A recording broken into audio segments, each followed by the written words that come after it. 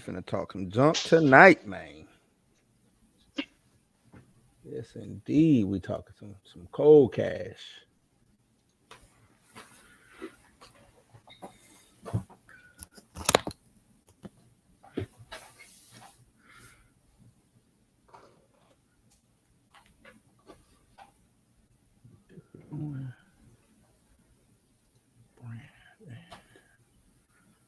Let's go.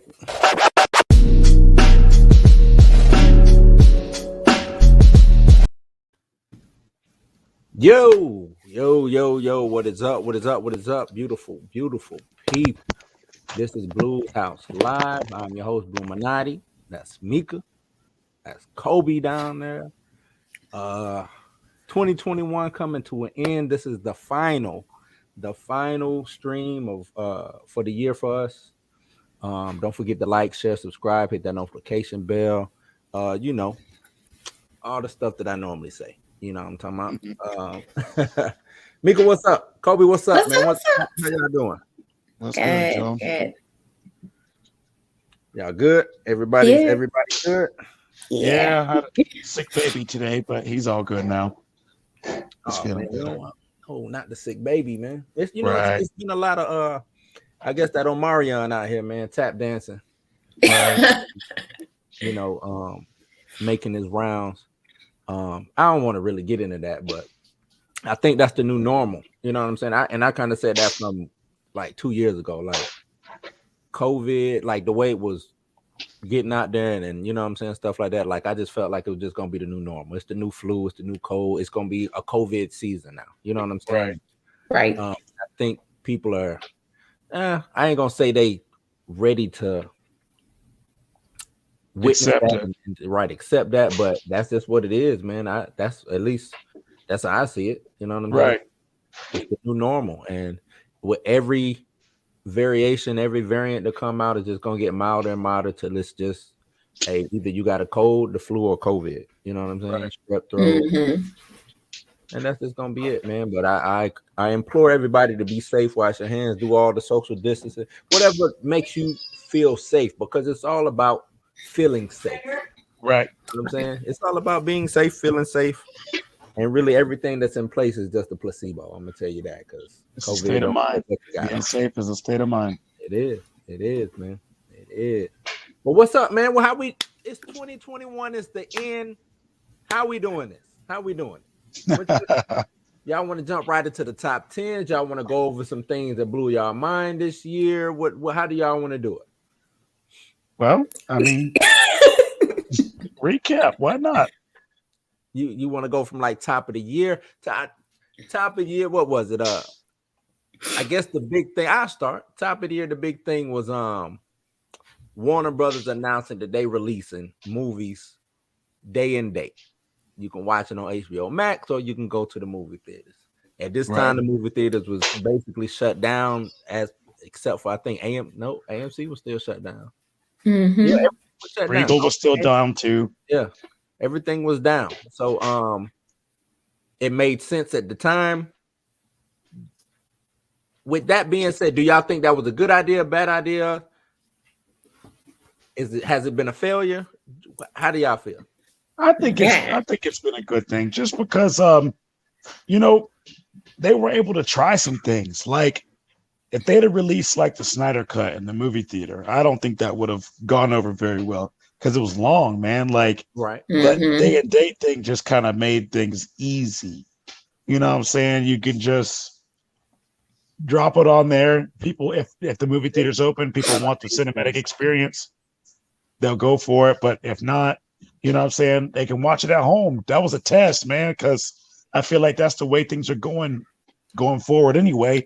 People can just watch movies at home, the new movies that come out. Right. I'd rather give them an opportunity to watch it on a streaming site than them going to pirate it from me and steal it from me anyway. Yeah. Right. I mean, because I agree. Like, I mean, before they were doing it, before they were putting it out on streaming service, people could watch it on a broken Fire Stick. Like, right. I mean, either way at least with the streaming service, they can get their money. You know what I'm saying? They're gonna get their money because of the streaming part of it. But when people watching it for free on a good old Fire Stick, they not making no money off of that. So why not? Why not put it on HBO Max? Why not put it on Disney Plus? Why not do, release it at the same time I'm releasing it in theaters? I'm gonna make my $20 regardless. Like when they were releasing movies and you could rent it for $20. Oh, they made their money because they knew that people were sitting at home. So I think it worked out. I'm sad to see that, this won't be the norm going forward, but it was fun while it lasted. But time has to die. We got to evolve. Right. Well, we'll get instead of it staying in the theater so long, because that's the big thing now is, and I think studios always hated it having to be in there for like 90. I think it was 90 days with the theatrical window. You know what I'm saying? Mm-hmm. Now they can pull it out half the time, 45 days. With the option to keep it in. Like if you got a movie that's just hot and it's just killing week after week, you let it sit. You know what I'm saying? You let it stay in those theaters, get that money. But then after 45 days, if I feel like, man, all right, it's made its money, now let me sell it on HBO Max or VOD or PVOD, whatever you want to call it. Then you know what I'm saying, I jump that way. And I totally agree with you. I don't think a lot of people are calling what WB did a failure. I don't look at it as a failure. It's something that they broke tried. Ground. Yeah, it was groundbreaking. It's something that they tried, and it might not have reaped the benefits that a lot of people, like monetarily, right? Right. But these was people. I guess people don't understand. These was movies that was sitting and just collect. You know what I'm saying? Like, so if I have Dune, for instance, I know they had Legendary Pictures. Put up, I forgot how much money did they put up. So I have to pay interest on that money that they put up for me, to fund that movie. So I thought Dune was like a $300,000 or $400,000 movie. Million. I knew it was million. The new one. Yeah, million. You said 1,000. Million. Oh, it's a million. That's what I meant. I'm sorry. Million. Right. Yeah. It was like I think it was like close to 400 million. So imagine that sitting. And it was already late, so it's sick. And it's sick. Just like James Bond. Oh, right. Yep. They were talking about it had to turn a profit of damn near $900 million. I was like, God damn, just to, right. Just to break even, right? Break even. I don't know how true that was, but when you think of, like I said, the interest involved with these movies, I got to get them out. Let me get them out as much. Who do I need to pay? Now, I think the bad thing was, when they came out and said, hey, we're doing that, they didn't approach the directors. They didn't approach any of the actors, none of the talent. They just came out and said, man, we're doing this. Right. You know what I'm saying? And I think that's where the major backlash came from. Because, yeah, sure, it probably would have been a couple of people who would have been like, nah, fuck that. I don't want to do this. Like Chris Nolan, you know what I'm saying? He walked out on WB. I think Denis Villeneuve, who did Dune, I think he kind of doesn't, you know what I'm saying? I don't know if he really want to work with WB going forward, but I think Dune made money. You know what I'm saying? So we'll see. Who was that? Kev just said. Oh, Kev said, "What's up? What's up, Kev? What up? What up? What up?" Kev? We talking this 2021 wrap up of everything that happened, man. But yeah, I don't see it as a failure, man. And Disney did the same thing. It's just you had to pay. They had a paywall, right? So, you know what I'm saying? Disney greed. That Disney greed. That's what it was. You know what I'm saying? That, and the thing about it, yeah, it was just greed. I guess you could just call it that, because they did it with some, but didn't do it with all. Right. You know what I'm saying? Like, I think Raya and the Last Dragon was free. But Mulan, which was, it wasn't the best movie, I had to pay $30, and it was $30. And that was the first one too. Yeah, that was the first one they released. Mm-hmm. 30 bones for that, man. And I'm like, I don't know if it's $30, but I get it, because if you got a family of 5 going to the movie theaters, $30 ain't nothing. They banked on nostalgia for that movie. They wanted the ones who watched that movie growing up. They wanted us to pay that $30. You know what I'm saying? For the nostalgia trip. That's exactly what that was. It was that movie was bad because of me watching it, the cinematography, like the action pieces, it just looked fake. You know what I'm saying? And I don't know if they were trying to bank on trying to make it like a old late 60s, 70s kung fu flick with the wire work and stuff like that, but it just didn't work. It just didn't work. To me, it didn't anyway. You know. But yeah, that's for me, that was the first thing that started it off for me. That WB. I don't know what started it off for y'all for 2021. As far as kind of groundbreaking, I think it was these Disney Plus week-to-week shows, because I just been in a streaming service and then having to wait for the next week for an episode to come out. I'll tell you, man, that was grueling. And then Amazon jumped on it. Right. Exactly. Amazon jumped on it. Like, because I'm used to Netflix dropping the whole show. I can watch the whole show in one day. You know what I'm saying? If I ain't got nothing to do. But this, having to wait week to week, this brought it back to like being a kid waiting on TV. You know what I'm saying? So that was just, that set the trend for the new year as far as TV shows for me, for sure. Do you think that was a good idea, bad idea? At this point, I think it was good for them because of what it did for them. Mm-hmm. Yep, what it did for, you know what I'm saying, the speculation and all the kids on YouTube and all that stuff, it was good for them then. Yeah, because that did to me, as much as I like binge watching, I think the week-to-week thing is still the best case scenario when it comes to TV. Because it keeps the conversation going. I just spent all this money on this show, right? And then somebody comes and watches it in 2-3 days, and that's it. Like, nah, I need, you know what I'm saying? It's like, I got to get more out of this show. So let me do it week to week.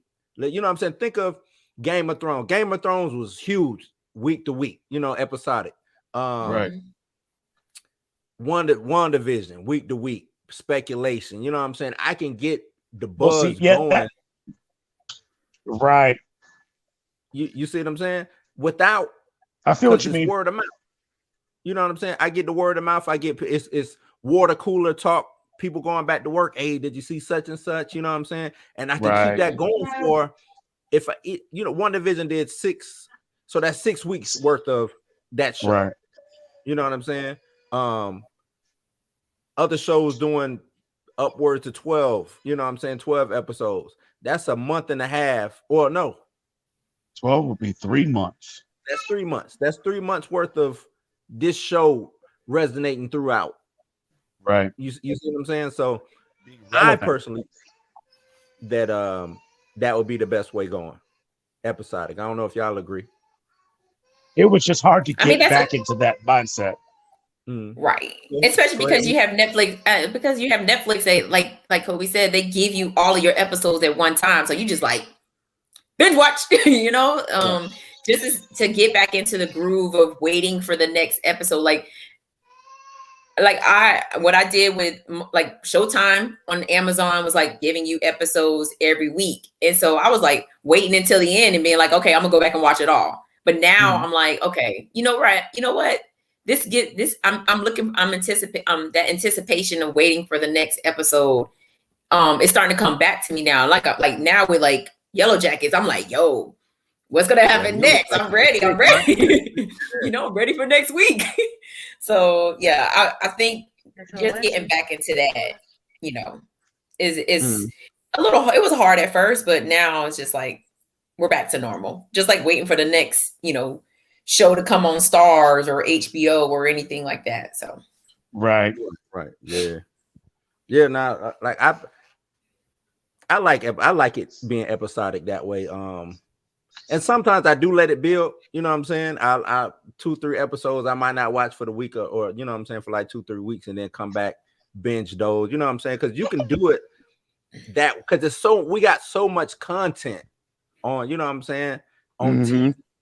You know what I'm saying? I don't know about y'all, but I grew up maybe 10 stations at most. You know what I'm Right. saying? Three of those are news stations, you know what I'm saying? So it's like Right.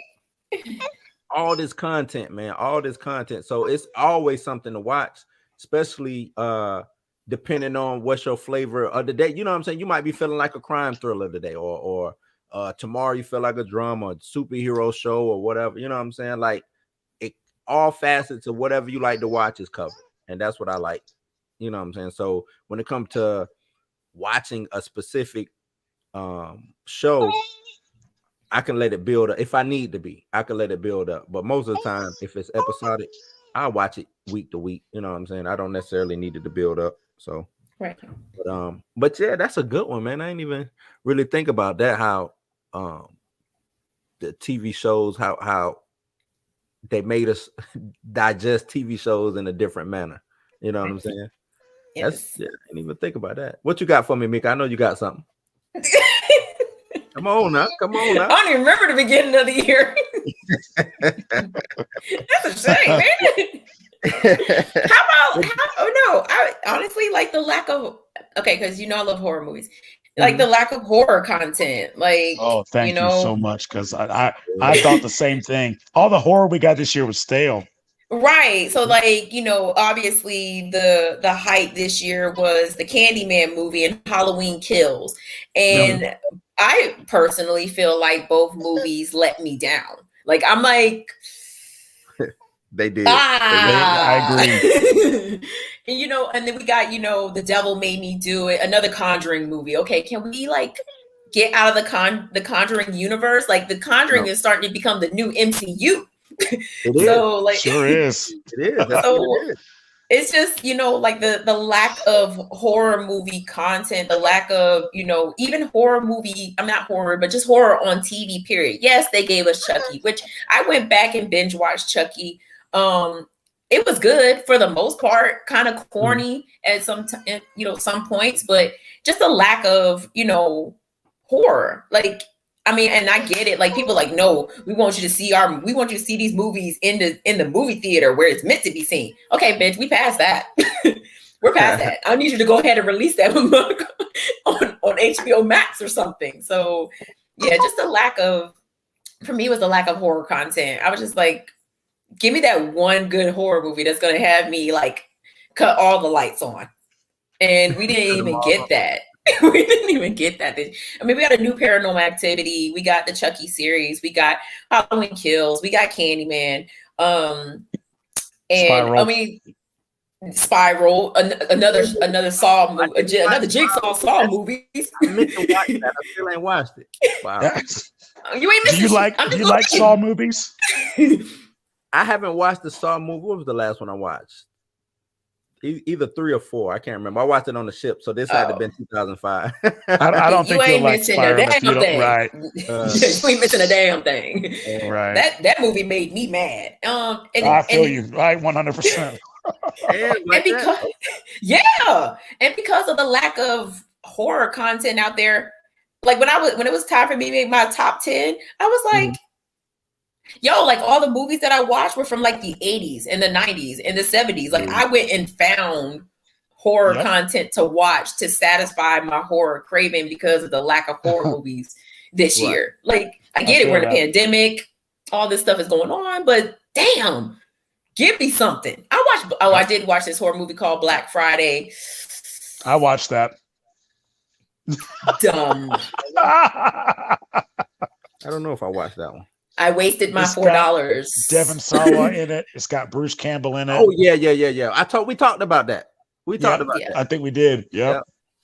We talked about that. Dumb. Okay. That's an hour and a half. I can't get back. Right.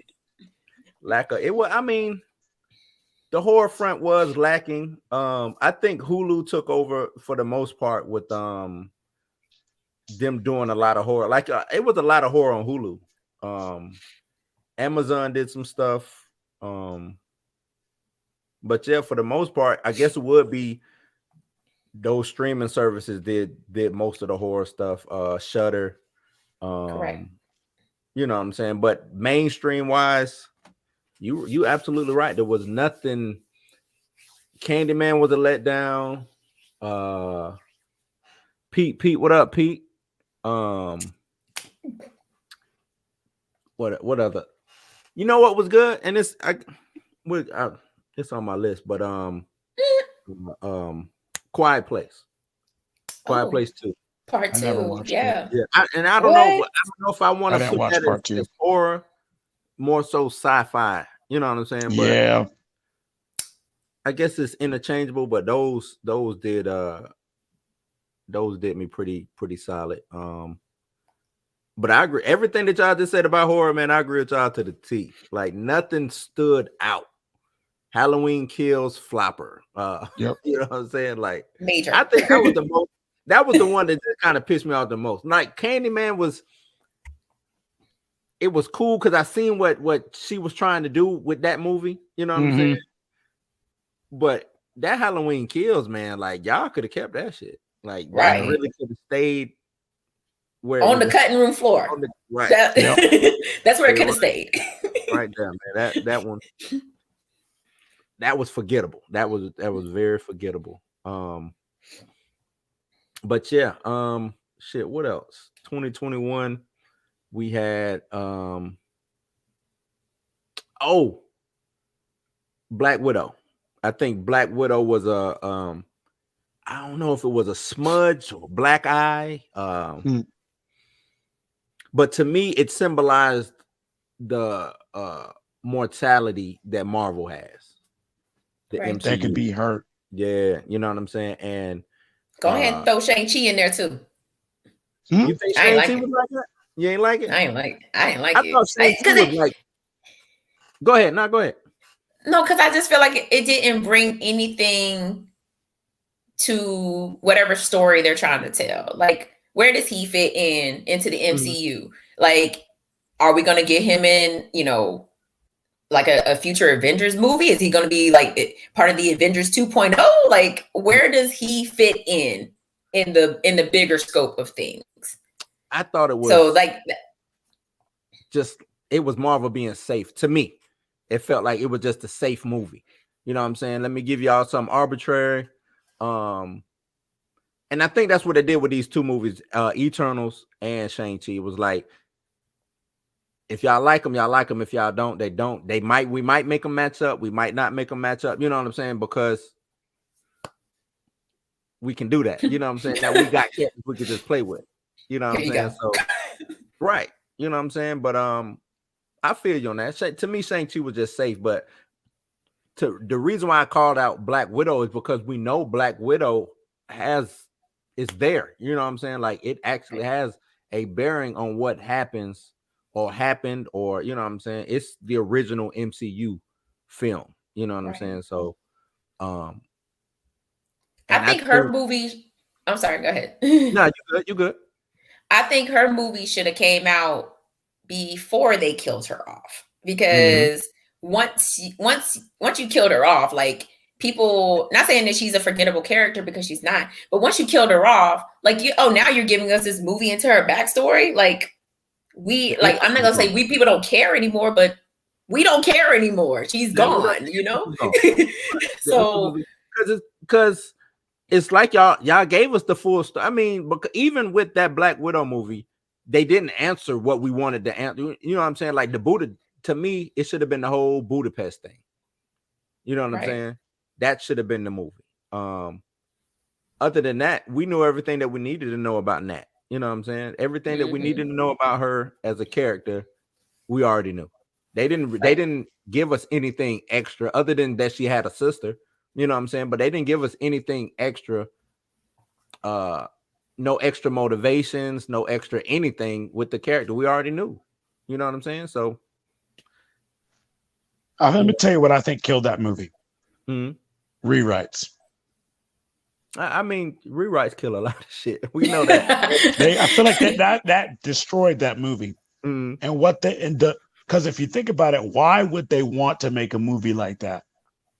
All these movies, they had the twist. All these movies had subplots and things like that. None of the Black Widow subplot that I think we'll ever see in the MCU again, because I think they rewrote what they originally were going to try to do. I can feel you on that. I could feel you on that. And it's been like that with a few of their movies. Just when you hear about these movies having problems and they have to rewrite them, yep, I feel like that's what kills them. Right. Have to hire a new writer and they go in a totally different direction than where the original story, and they don't want to start from scratch. They want to pick and choose which ideas they put in these movies, and that kills them. Yeah, them rewrites, they hurt you every time. Every time they hurt you, man. So yeah, I agree, man. Rewrites. I 100% agree with you on that, man. 100. What else was like a big hit? And you know what I'm saying? Like I said, I think how long I've been doing this, like a year and some change with this show. And I think we saw it most prevalent this year is the gender equality, the diversity, gender equality, all of those things being pushed into the films, into these shows, films, and stuff like that, at the behest or at the warning of the fans saying, nah, this ain't what we want. Like, it seemed like even when the fans come out and say, nah, this ain't what we want, the studio still says, but this is what you don't, you know, this is what we're giving you, right? We don't care. Like, we don't care. So how do y'all feel about the studios pushing so much of that? You know what I'm saying? And this is, let me state, this is no knock to those people that they're trying to show. You know what I'm saying? Because I do think people should be represented on TV and movies and things like that. But I think it should be represented in a more natural way. You know what I'm saying? I feel that. And a more realistic way. You know what I'm saying? Like, sometimes I'd be like, y'all trying to seem like that this is normal. Like, and when I say normal, like, if I walk out this door right now, I'm gonna be greeted by a gay person, or I'm gonna be greeted by a transgender, or, you know what I'm saying? Like, and I'm like, that's, you know what I'm saying? Like, I might have come across a transgender maybe once in my lifetime. And you know what I'm saying? I'm about to be 40, you know what I'm saying? Like, a transgender once in my lifetime. Out of the 40 years that I've been on this earth. I've known gay people, so gay, I understand, but you know what I'm saying? Like, when you start pushing this, like I said, make it more natural, don't have it as forced, and make it realistic. That, you know what I'm saying? But even with black folks, make it realistic. You know what I'm saying? Like, don't put black folks in a situation that you know that they're not prevalent in. You know what I'm saying? You know damn well black folks don't do some of this shit. You know what I'm saying? Or won't be caught dead, especially the type of black folks that you even have that character playing. You know what I'm saying? Right. So I don't know. I think diversity is backfiring. Now I'll say that diversity is backfiring. I don't know how y'all feel about it. If y'all want to do a deep dive on that or touch it a little bit. No. Well, I feel like the people that are trying to write the diversity in are not the people that they're trying to portray. They're not the people they're trying to lift up. You know what I'm saying? Forced diversity will always fail, if you ask me. If you force it, then, you know what I'm saying, it's not genuine. Yeah. Right. Yeah. I mean, because I'm gonna tell you this. Give me some women kicking ass. I watch a movie with women kicking ass all day. Salt was one of my favorite movies back in the day. You said Salt? Yeah, Salt. Okay. You know what I'm saying? With Angelina Jolie. Yeah. This new movie coming out, the 355 or whatever, that looked like it's gonna be bomb. But like, just give me some women kicking ass. I don't need overpowered or oversaturated girl power. I know it's girl power. It's a woman being featured in this movie, so I know it's girl power. Right. You know what I'm saying? Right. I don't need the extra stuff. Just have her kicking ass or doing whatever she do, being great. Like, or unless it's like a period piece. What was the movie with the black what was that movie? Working for NASA. Hidden Figures. Hidden Figures. You know what I'm saying? That was a period piece. Men acted like assholes. You know what I'm saying? Back then. You know what I'm saying? It was literally women was in the kitchen and men was, you know what I'm saying? And so if you want to portray that, that's understandable. You know what I'm saying? And that's what that movie was about, was overcoming, you know what I'm saying, the bigotry or the disinclusion of women inside or working in that field. Right. Totally fine. Because I'm going into this movie understanding that that's what the movie's about. You know what I'm saying? But when I go into He-Man, and I don't You want to see He-Man, but I want to see He-Man. You know what I'm saying? Like, imagine watching Mickey Mouse and it's this Minnie running around doing her thing. You know what I'm saying? No disrespect to Minnie Mouse, but I showed up for Mickey. Right. Showed up for Mickey. You know what I'm saying? That's it. That's all I got to say. Mika, you female, man. I need We need your perspective, right? Before I get canceled. No, okay, so I mean, I'm all for inclusion, right? I'm all for, everybody being represented when it comes to anything. However, okay. I just read the comment. Shout out to Pete. Right. I'm all for diversity and inclusion and all that, but don't oversaturate it. You know what I'm saying? Mm-hmm. Like when I'll take Pose for example. So Pose, if anybody didn't know what Pose was about, like when you watched that first episode, you knew what it was about from jump, right? So great show, by the way, great show. Right, and it didn't make honorable mention. But you knew what it was about. You knew it was about gay men, transgender people in the 90s going to balls and stuff like that. Right. That is for me showing inclusion, right? Like in diversity and whatnot. Like, so people can understand how their lives are, right? That's that show.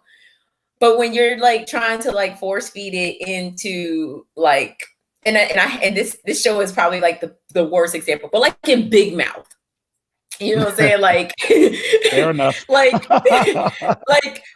one character doesn't know if he's bisexual or not. And it's like, were we really thinking this way when we were kids? Like, no, we really wasn't. Like, dude, I just want to play. Like, me personally, I played with He-Man dolls. I had the He-Man action figures.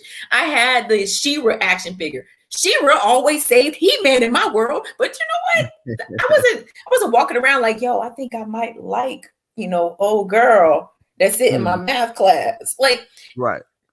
I'm all for diversity. I'm all for inclusion or whatever, but don't try to force it down people's throats. Like, don't try to make it to where it becomes where it's a norm.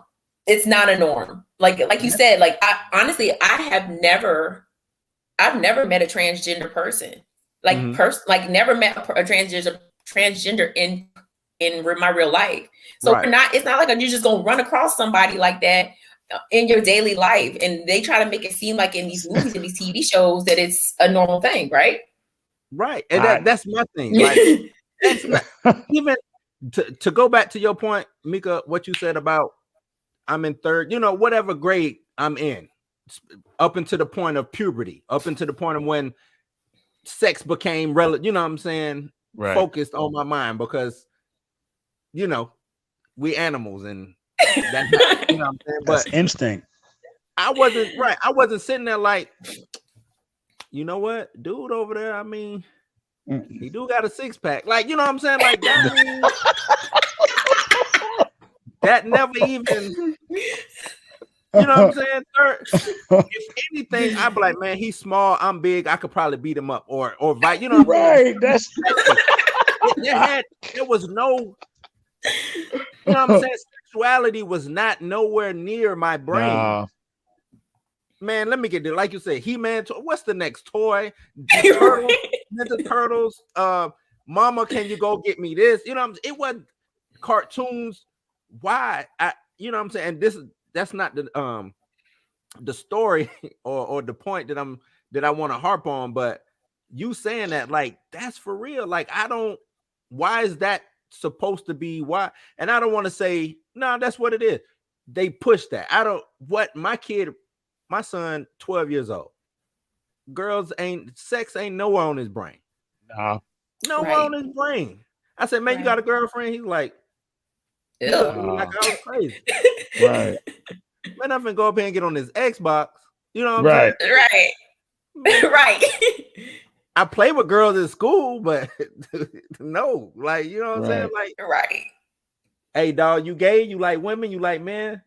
Man, if you don't go with that trash, man, I'm not I ain't even think about that shit. Like, what boy, what girl is really sitting at home, or and let me not say that's not happening, because I do believe that it is. oh yeah, no doubt. We can't speak for everybody. Some young boys, some Right, young right. girls, but that's what percentage of the child population is doing that.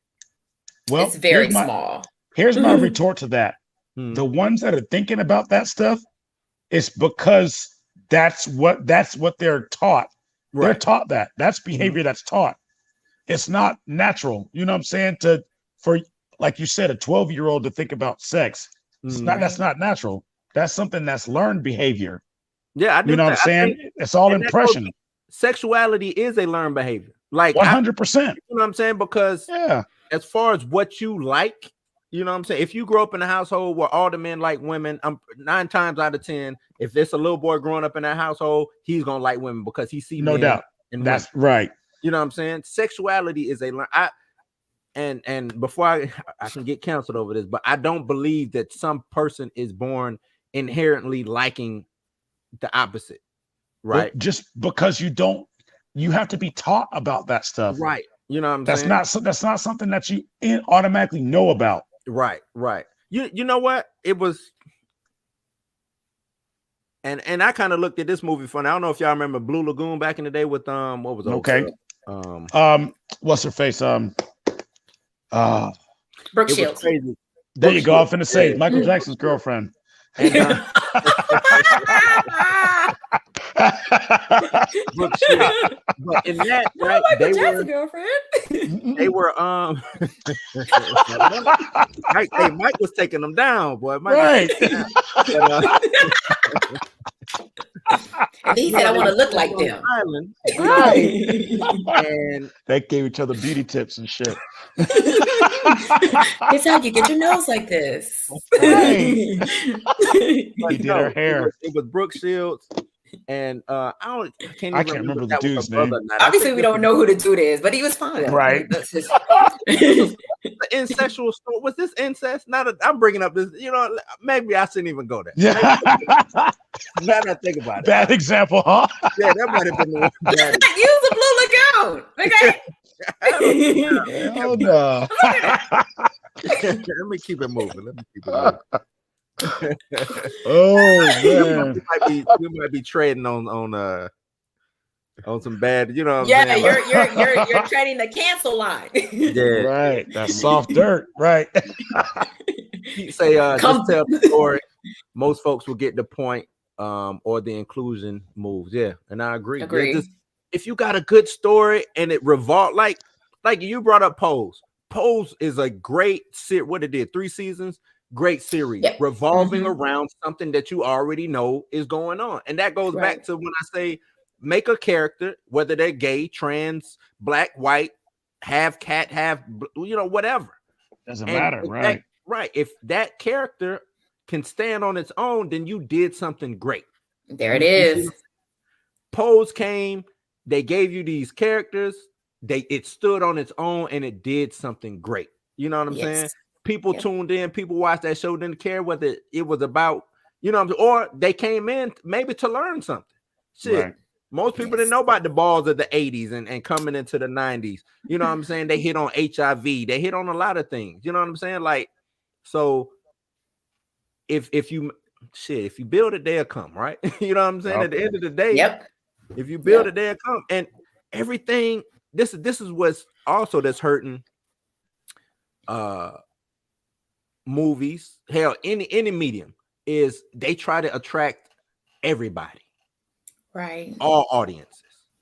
Everything ain't meant for everybody. You know what I'm Nope. saying? Mm-mm. And I think we're blurring the line between I got to include everybody. Everybody ain't got to be included. Everybody, every Phastos and Eternals didn't have to be gay. that had no bearing on On anything the going on story in at that all. You know what I'm It was saying? a We didn't have to know his divisive plot sexuality point. whatsoever. Didn't.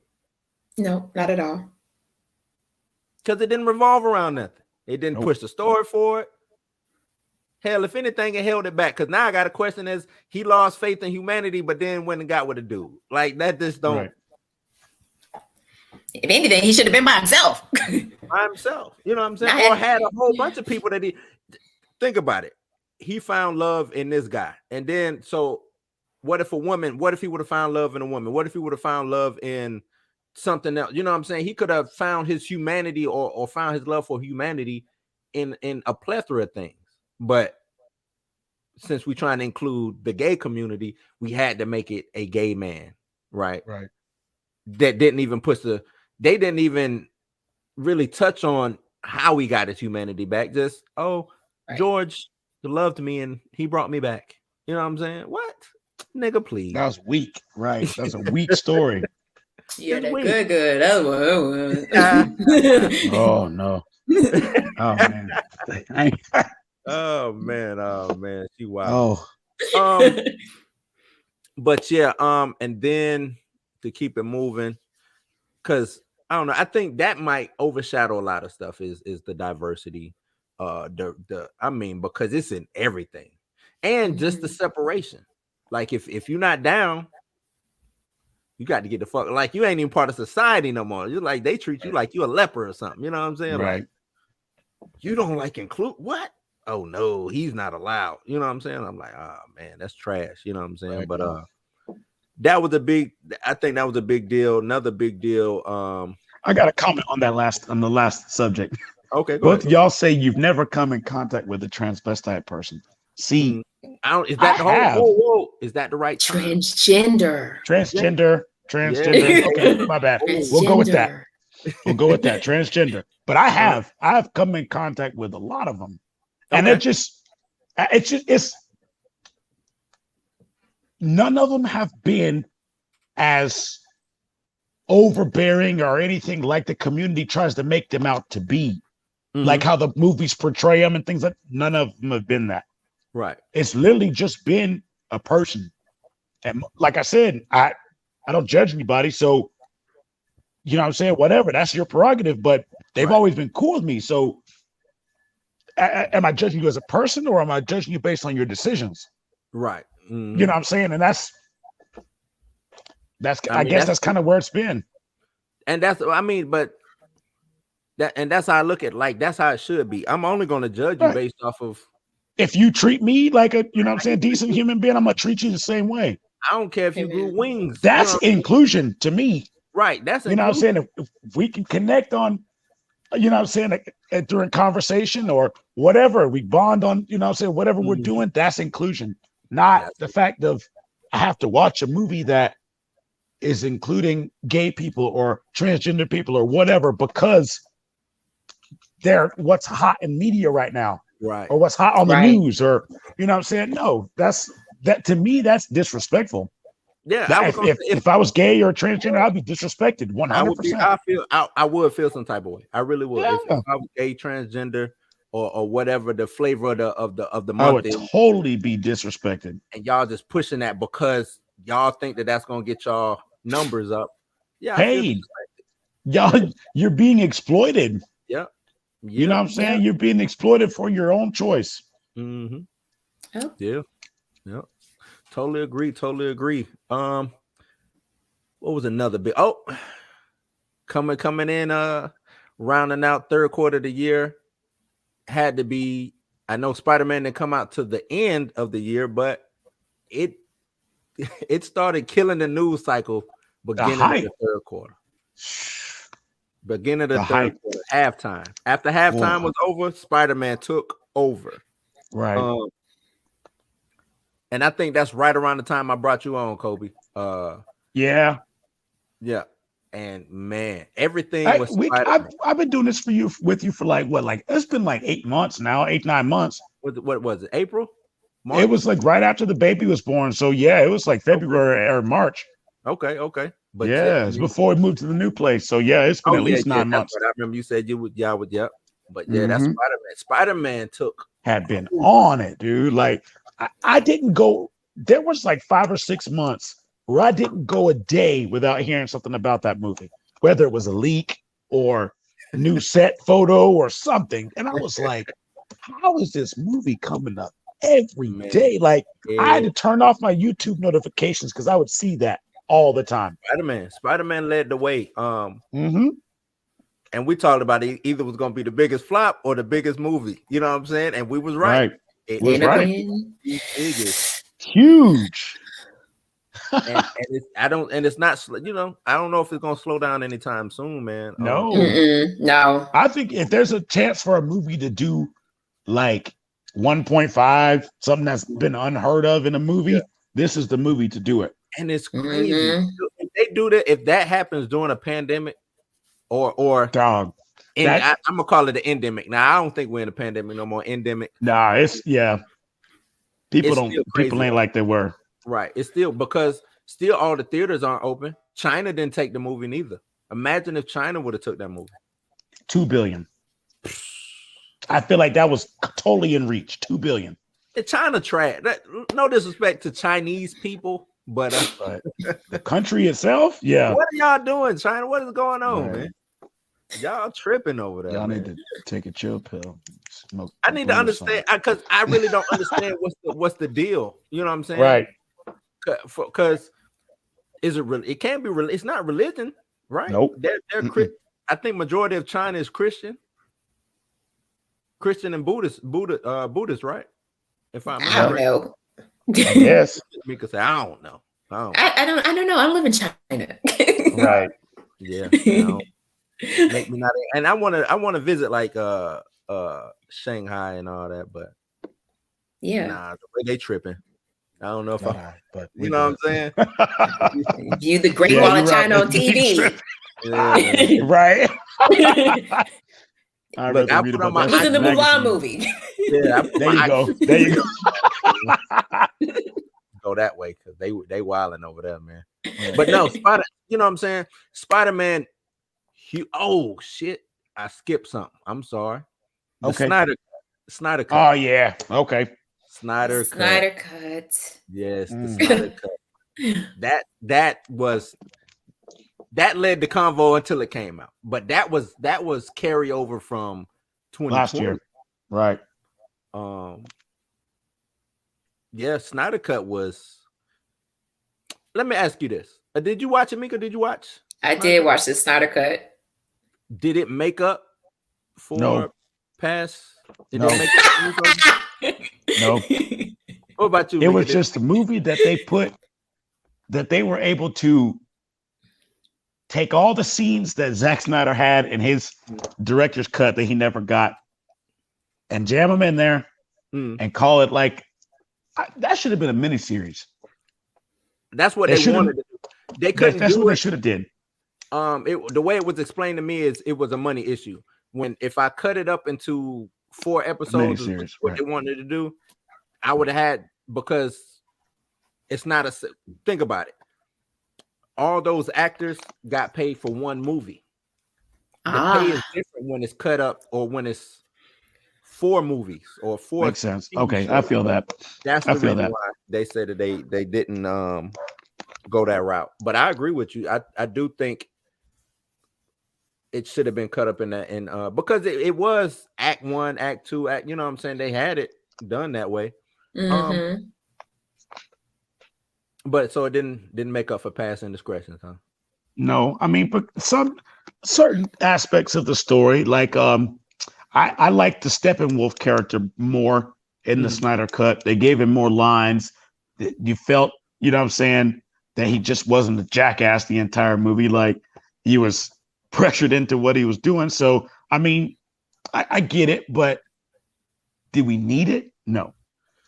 No, it wasn't. I wouldn't say it was. Well, for me, I enjoyed it because I got more Batman out of it. You know what I'm saying? Right. Okay, I feel that. And I like Affleck's Batman, so I feel that. To me, he played the hell out of Batman, but I went back and I go watch the original. I'm like, shit, if we could have just got this from the beginning, I think it would have fared better. You know what I'm saying? If we wouldn't have got that Josh Whedon mashup of crap stuff that we got, right. You know what I'm saying? This would have fared a little bit better. I do like we got a little bit more Cyborg. And I think also a lot of people were already turned off from it because they was like, well, shit, this ain't going nowhere, right? You know what I'm saying? Like, okay, you gave us this, but we're not getting Superman back. We ain't getting Batman back. All we're getting is Aquaman. And then don't forget the trash ass Wonder Woman movie that we had just got prior to this coming out. So right. Hey, so we don't talk about that. You gotta say Hail Marys over there. We don't talk about that. We don't talk about that No. movie. You know, so they need to retcon that whole story. Yeah, that was bad, man. I wanted to include, but that came out last year. I was going to include it came out on Christmas. You're right. Yep. On Christmas, so I was like, that ain't making the cut. Ain't making the cut. But yeah, so we go Snyder Cut, Spider-Man. I think those are probably the two biggest things this year. Oh, and now the recast T'Challa. That movement really is gaining up a lot of steam, right? A lot of steam. I think they up to 50,000 signatures right now. He was on TMZ. He's on Good Morning America. He's been on he making who is E-Man. Oh, right. Okay. He making his rounds, man. And then the dude, I ain't saying, I'm just saying, he been going hard. Oh, Theo, yeah. I don't know if you watch his older video because his videos will come up every now and then. He be all over the place. He like to ramble a lot, but he go hard though. Oh, I've been watching everything he puts out here recently. Yeah, he go hard. His stuff used to come up back when E-Man first started this whole thing. Hell, he might have started talking about recasting T'Challa before E-Man. You know what I'm saying? But right.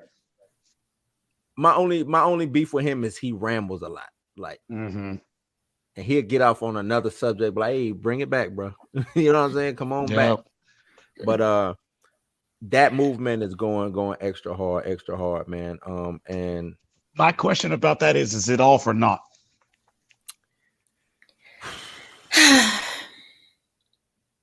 Just honestly, because we know that, I feel like if they were gonna do it, they would have done it already.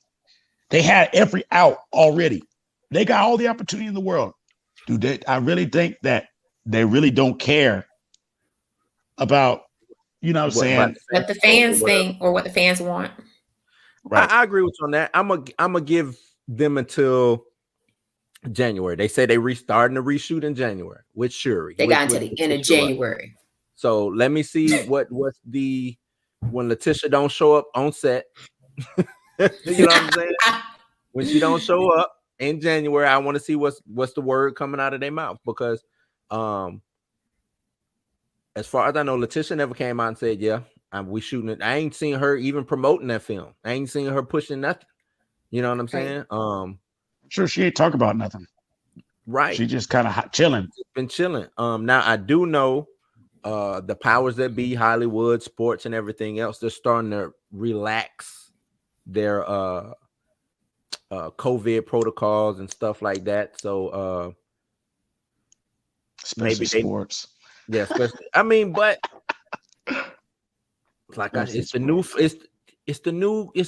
cold. It's the new flu. Right. You know what I'm saying? Like, I think they like, man, I ain't losing no more money because of COVID. You know what I'm saying? It's become, and it's, to me, it was always a business decision. It was never, for me, it was never about safety or health when it came to sports or movie theaters. It was just, well, you know, I want to keep the faith of the people. So yeah, let's slow it down. Let's cancel some games. Let's come up with these protocols. But in the back of their mind, they was like, damn, you know how much we're missing money. You know what I'm saying? And second year, what, vaccines ain't really working? What? This ain't, you know what I'm saying? Oh, nah, fuck, screw all that. And then don't help that the CDC. You know what I'm saying? Tom Brady, get back in there. You know what I'm saying? Like, all these, we need you. Tom Cruise, where you at, bro? You know what I'm saying? Like, nope. Open Right. them theaters back up. Let's go. Let's get this money back from them because and I always thought that was not to get political or whatever. I always thought that was like a bad move to shut the economy down. I thought that was like a bad move. You know what I'm saying? That's me personally. I didn't think that was the best move because it's gonna be hard to get it back started up. And that's what you know what I'm saying. That's what we live in. But let's get into our top 10s. Okay. TV shows, movies. Who would like to go first? Do we flip a coin? What do we want to do? I don't care. I'll go first. If y'all want to do it. You will go first. All right. Doing movies first. Let me grab my list real quick. I got you. Oh, you got it up. That's right. I got you. He gonna put it up. Oh, you can't read that. Can you read it? You can't read it? I can see. I got it. All right. We're good. I'll go TV shows first. Yep. Okay. Should I get my glasses? It do look. It didn't look like that when I made it, man. It do look a little blurry now that I see. I'm gonna go get my glasses. I think I got it. So number 10 for top 10 TV shows of 2021. Number 10 for me, I got to slap What If on there. Wow, I'm surprised. At number 10. When I looked at number 10.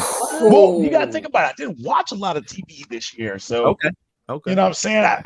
I went with the 10 shows that I really some of these didn't even finish. Like, so I had to go with what I went with, and that's one of the shows I watched every episode. So, okay. I'm going to get my glasses. That's the only reason it makes it on this list. Okay. Is because I watched it all the way through and I had to have a number 10. That if it could be number 99, you know what I'm saying, or 100, that's it. You know what I'm saying? That would be it. Some of the aspects of the show I thought were kind of interesting, but they just didn't take it anywhere. So it was just a little more for me to look, just content, I guess. All right. Well, it's just me. That's my list. Is that your list? Oh, that is my list. So you switch it up. Okay. There we go. That wasn't supposed to happen. I don't know what happened. Technical so good. Number 9, I got MODOK. Yep. This show to me showed what the MCU could be if they would get away from the PG-13 rating. Okay. This show basically, you know what I'm saying? Like, I know that certain things I feel like they'll be able to push some buttons on, but this to me would be like the adult version of the MCU. 100%. Like, this is what it would be. You know what I'm saying? Because these are for kids anyway. These movies are for kids. So if we were to get adult versions of this, it would be MODOK. I normally don't like Patton Oswalt in a lot of things, but I thought he was really funny in this. Some of his dialogue just as MODOK was great. You know what I'm saying? They kind of transformed the MODOK character from what I know MODOK to be, you know what I'm saying? So it was interesting. It was interesting to see that. And I got, you know what I'm saying? It was good to see something on Hulu that I've actually been able to sit down and watch consistently. Yeah, because Hulu, to me, TV shows kind of slack. Number 8 was season 3 of Creepshow. Okay. Literally, it only made this list because I watched it, and it was a little bit of horror content.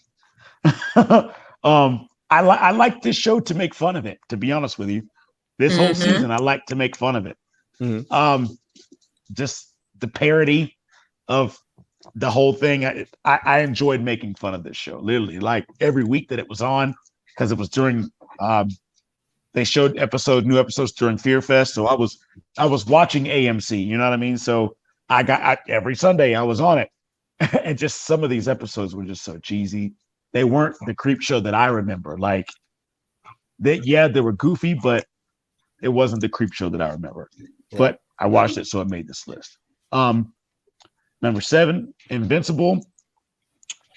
This show, it was good, but the hype kind of ruined the show for me, and YouTube kind of ruined this TV show for me. You gotta stay away from the YouTubes, man. Right, man. Like, because I didn't start watching it at the beginning, and like it would pop up on my news feed, and some of the YouTubers that I watched, they would cover it like it was the best thing since sliced bread. So it was like, man, like when I finally went back and watched it, I was like, damn, to already know what's happening, you know what I'm saying? And all the memes on Facebook, it really just kind of killed the luster for me for this show.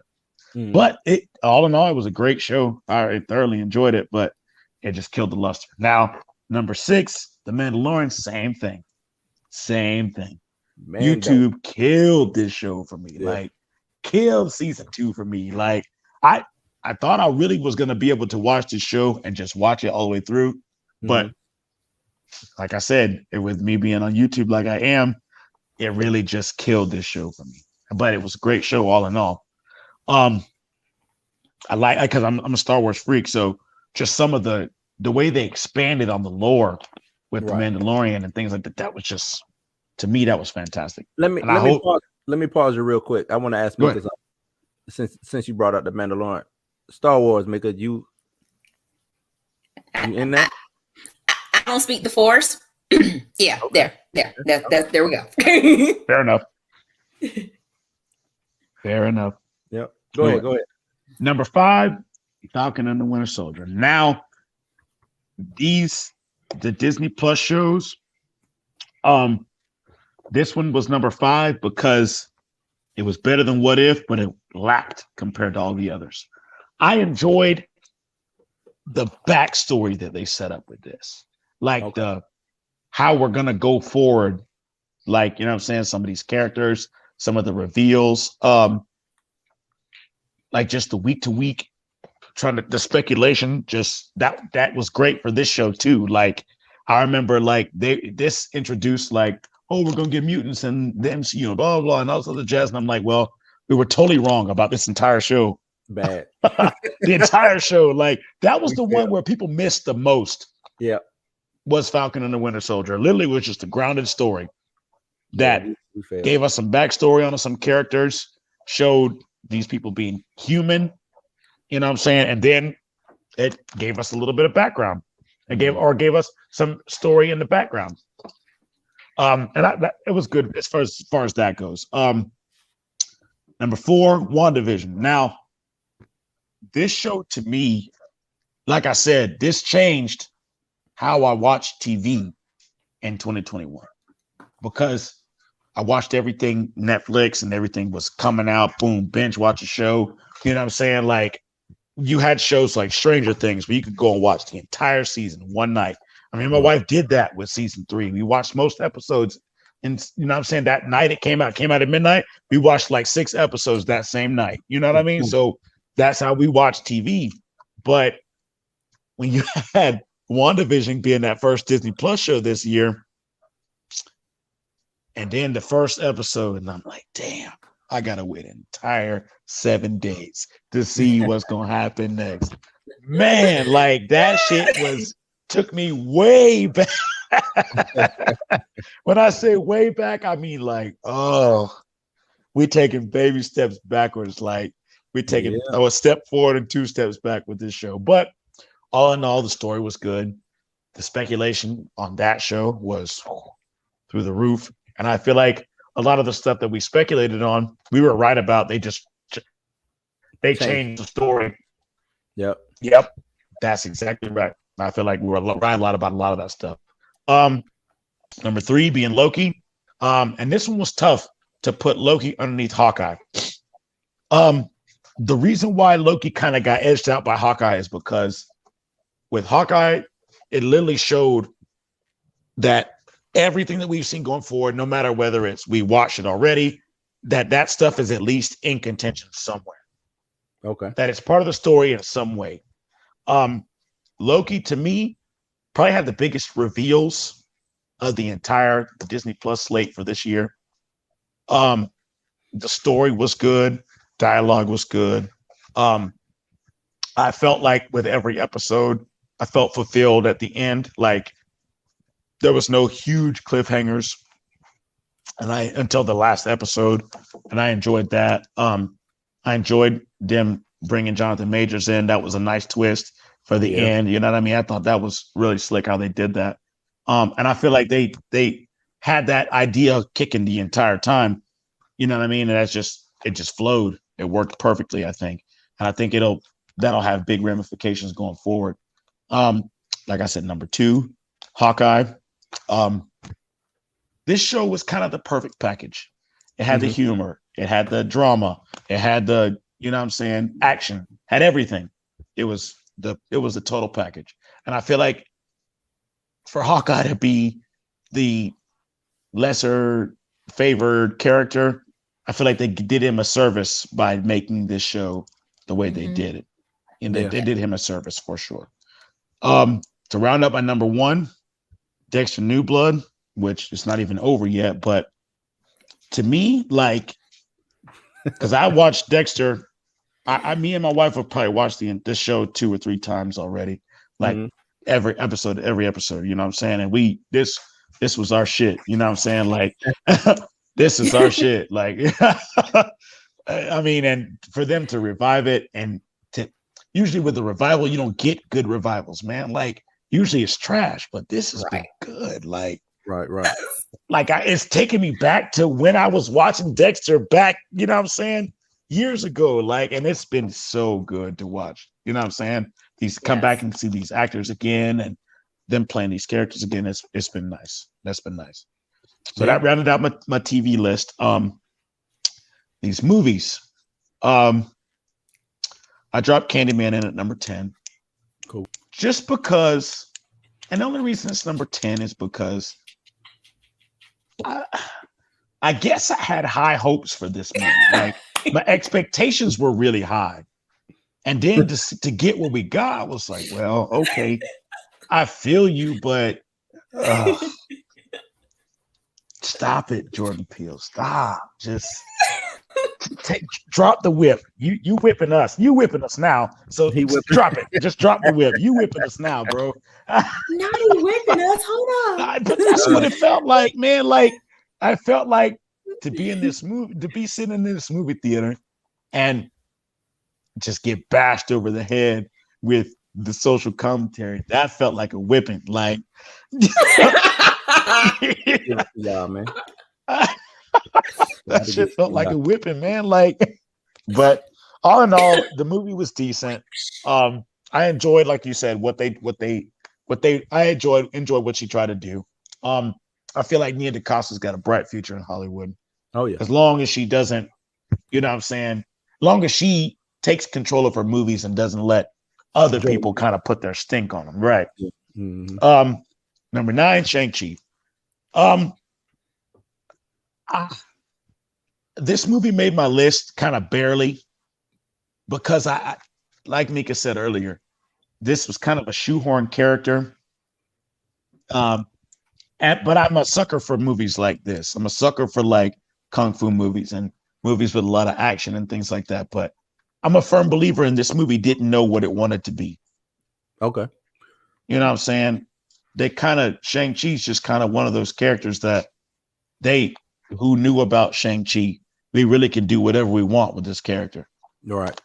And nobody will bat an eyelash at it. You know what I'm saying? So the visuals were nice. I enjoyed some of that.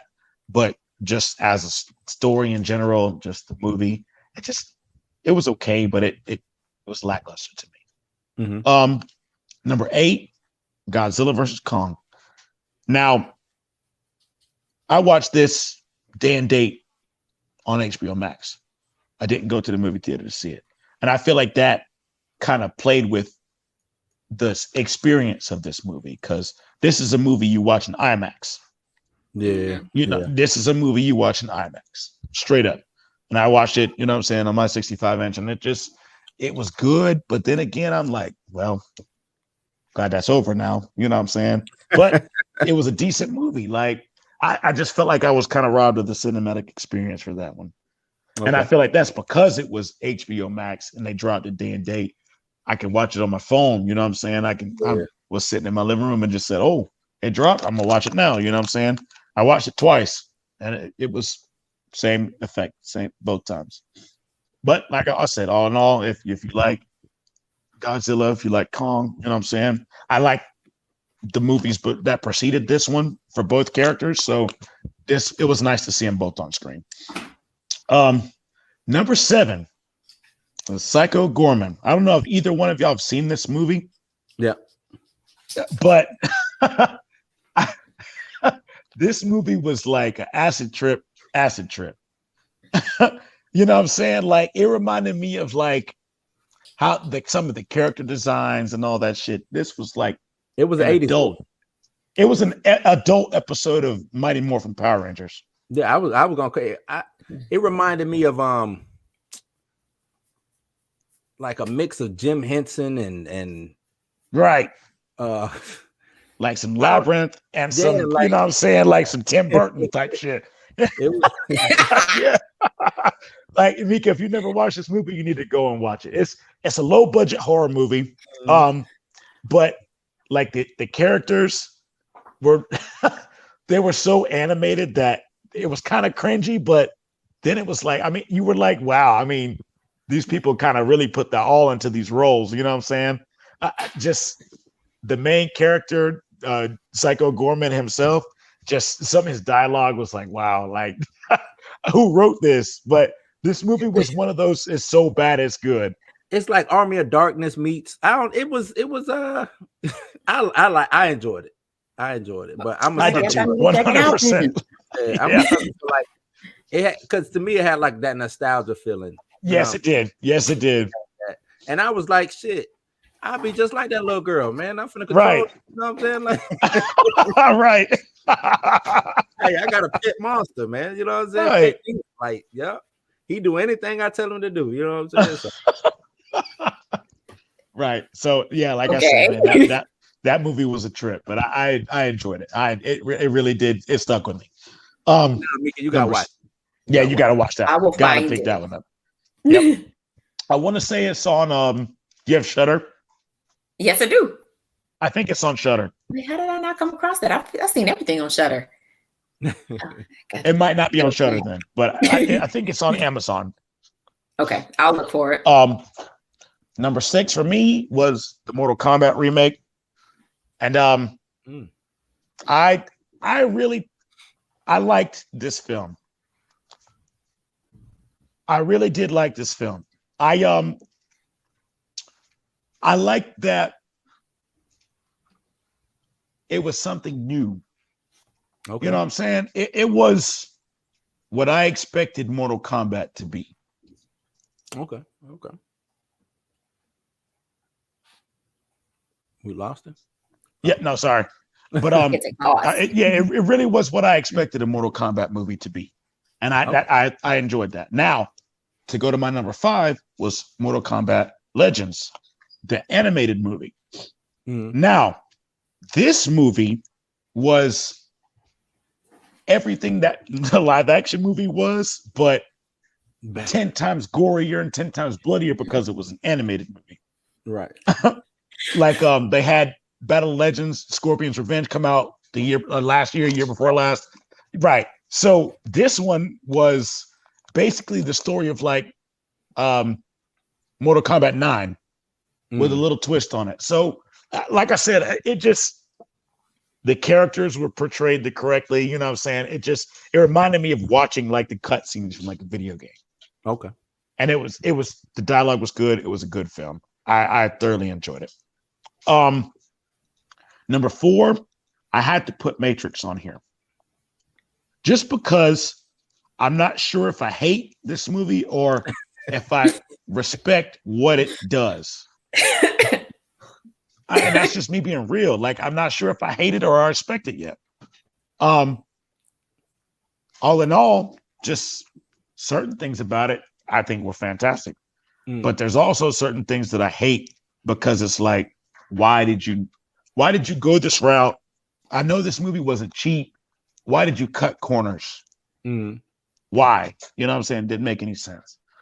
But all in all, I think it's one of those movies that once I watch it a few more times and understand it better, it'll go up there for me.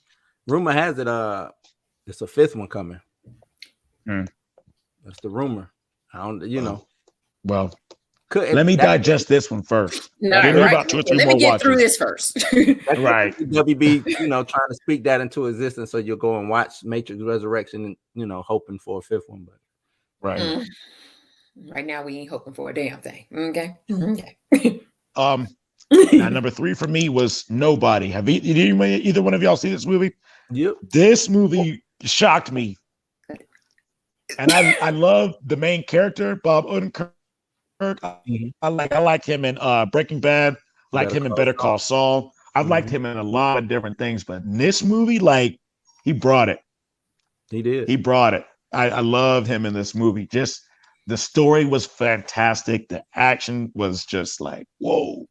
I was not expecting this. Yeah. Right. It was enough. You know what I'm saying? It wasn't like a huge action movie, but it was grounded. Something that somebody could really do some shit like that. Like, you know what it reminded me of? I don't know. It was a Mel Gibson movie back in the day where all he wanted was like $10,000 that somebody owed him or something like that, and he went and like killed everybody because he just wanted his $10,000.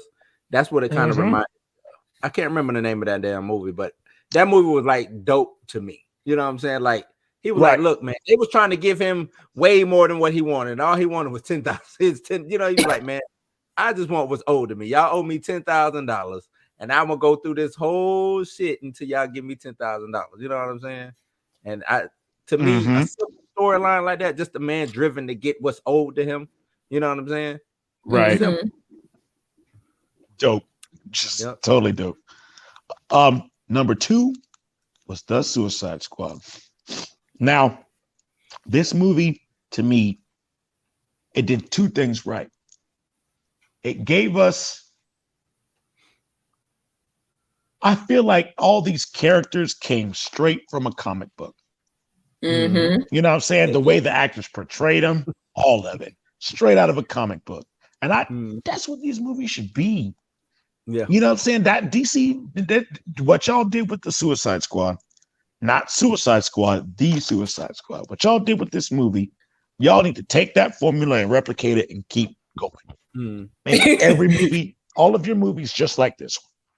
Characters that are super animated, you know what I'm saying?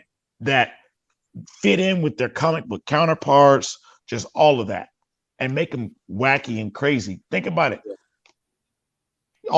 Marvel tries to make all these characters serious and with a little bit of dry humor. Make these characters loud and colorful and boisterous and profane, and you know what I'm saying? Like, just do that. Keep doing that. You know what I'm saying? Like Peacemaker in this movie. Yeah. John Cena, to me, knocked that shit out of the park. Yeah. And I didn't expect that. Like, who would have expected John Cena to be as good of an actor as he is? Not I. He's gotten better. I tell you that. He was trash. At first, yes. Yes. I mean, he did so good with this one that he got his own series now. So right. Like, and Kev, I think it was called Ransom. I think that's exactly what it was called. That I don't know if I've ever seen that one. Ransom. Yeah, but they all knocked it out of the park. Idris Elba was good in this movie.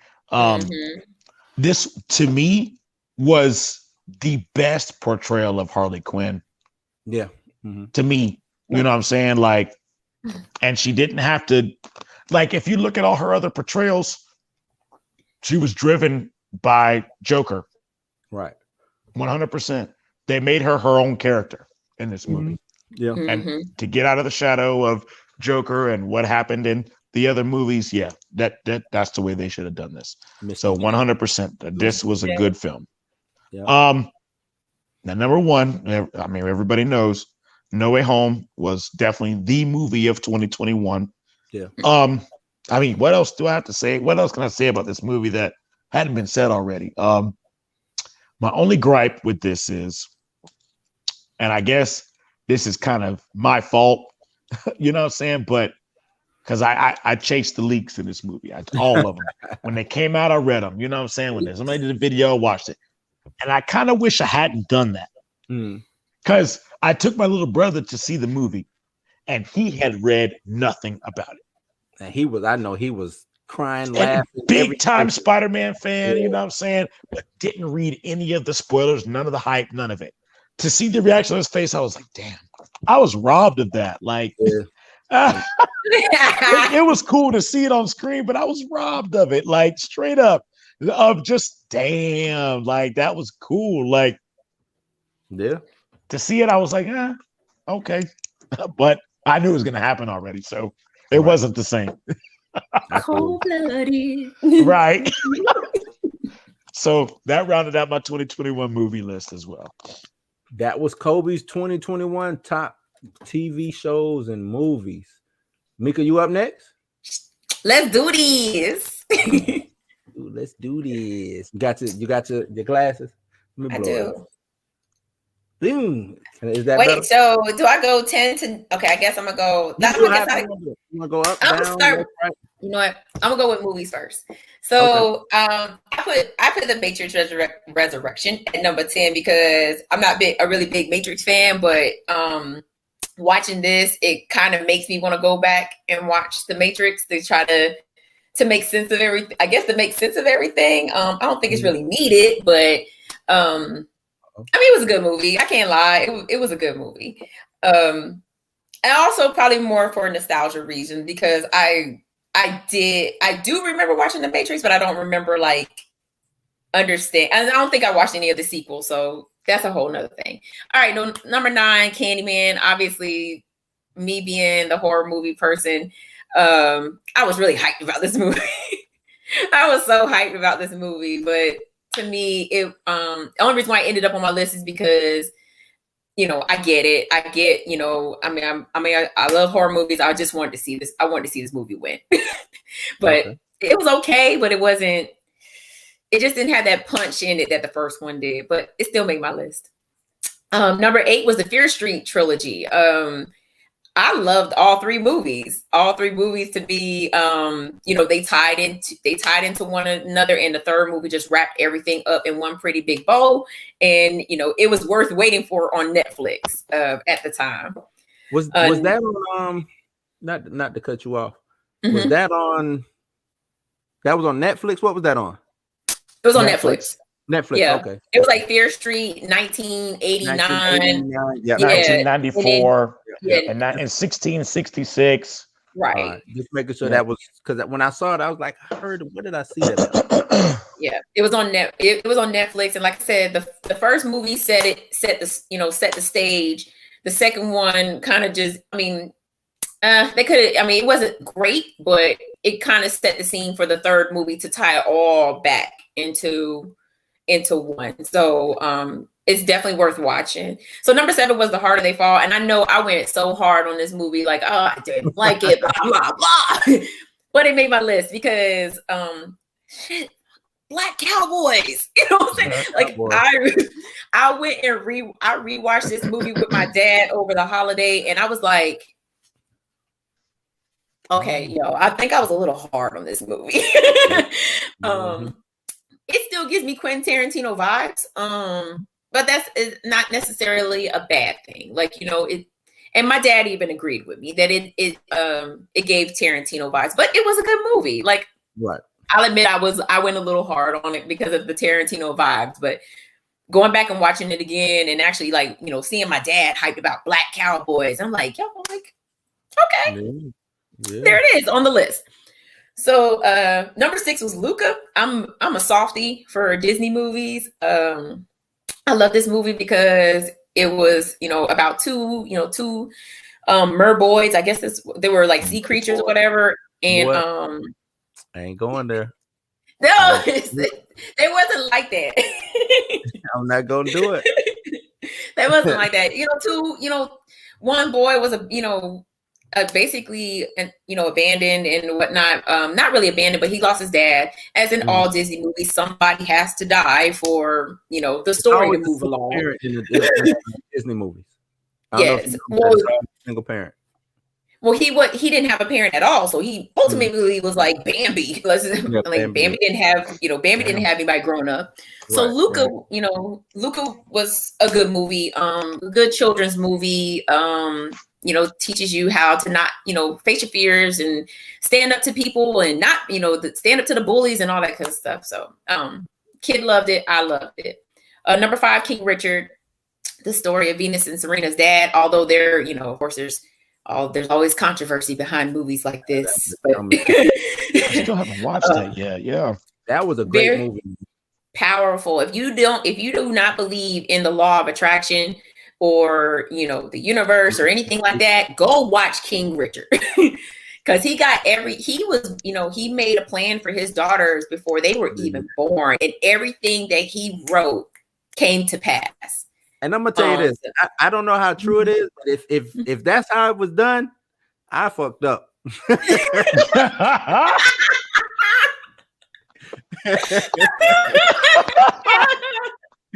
I'm just gonna say that. I was watching. It's like, what? That's all I had to do was just write it down. Yeah, just be real hard. No, we gonna do it this way. Like this is getting done this way. Man, yeah, I fucked that. Yeah, look, family. I apologize, man. I apologize. I'm sorry. We could be millionaires right now. I messed up. There's still time. There's still time. There's still time. Yeah, because that was his real wife. Yeah. Yes. But, right. That's what I said. There's always controversy behind movies like this. Yeah. But I ain't getting into the controversy because that ain't got nothing to do with me. So number 4, The Mitchells versus the Machines, another cartoon movie that was on Netflix. This movie did have inclusion in it, but it was not in your face, and you didn't get it until the end of the movie. Okay. And so like the lead female character is a gay female. She's gay, but she's coming into like figuring out that she has these feelings for girls. But again, it's not in your face. It's not the focal point of the story. Like the focal point is this family battling the machines because machines have taken over. So basically think of like, Steve Jobs or, whoever being in front of everybody and be like, hey, you got this new machine now, and gets rid of a phone. And the phone's like, oh, hell no. So boom, take over. I'm taking over everything. The machines that you just put out, I'm taking over everything. That movie, that's The Mitchells versus the Machines. Number 3, Ron Goes Wrong. It's a new Disney movie. Again, it's about this one's about a robot too. All the kids in school have these bots that can do all kinds of super cool things. But this one kid gets Ron, and he's not like everybody else, and chaos ensues. But it's a good movie, good-hearted movie. I cried. I'm not gonna lie, I cry a lot on Disney movies, but that's just me. Encanto. I've watched this movie 5 times now. Okay. Is that good? It is. I love the music. Of course, I love Lin-Manuel Manuel. God, I can't. Did I say that right? I think I said it right. Okay. Manuel, the dude that did Hamilton. Let's go with that. The guy that did Hamilton, the guy that did Moana, did the music and the score for this movie, and yeah, it's a good movie. It's about family, and how you have the one person that's the black sheep in the family, but that one person could be the person that is the glue that brings everybody together. So very good movie. Obviously I've seen, like I said, I watched it 5 times now, and I will probably go and watch it again after we get off this show. And then number 1, Spider-Man No Way Home. Again, I'm not a big Marvel person. I'm not a big Spider-Man person, but this movie brought tears to my eyes. Like just the nostalgia of seeing, Toby and Andrew come into the movie. Like I didn't read the spoiler. I mean, I did read the spoilers the day it came out, but I was still like, oh, but still when I watched it, it still moved me. And because I didn't see all of the leaks and stuff, I think that's the reason why this movie just like sticks with me so much. Like if I'm taking the other kid to go and see Spider-Man because he loves Spider-Man so much, and I'm pretty sure I'll get the same reaction I did the first time I watched it, and just be like, right. That was me in the theater. So that wraps up my 2021 movies. moving right into TV. Number 10 was Chucky. I binge watched that as I was creating my top 10 list. Not great, more for nostalgia reasons, because I grew up on Child's Play and Chucky. It does have all of the Child's Play kills in it that you could think of. I think he had like a total of 27 kills in this show that he counted like at the end. Yeah. So very good. Hawkeye was on there because I enjoyed it. I didn't watch too many Disney Plus Marvel shows, but this one I did. I enjoyed, and What If wasn't gonna make it on this list.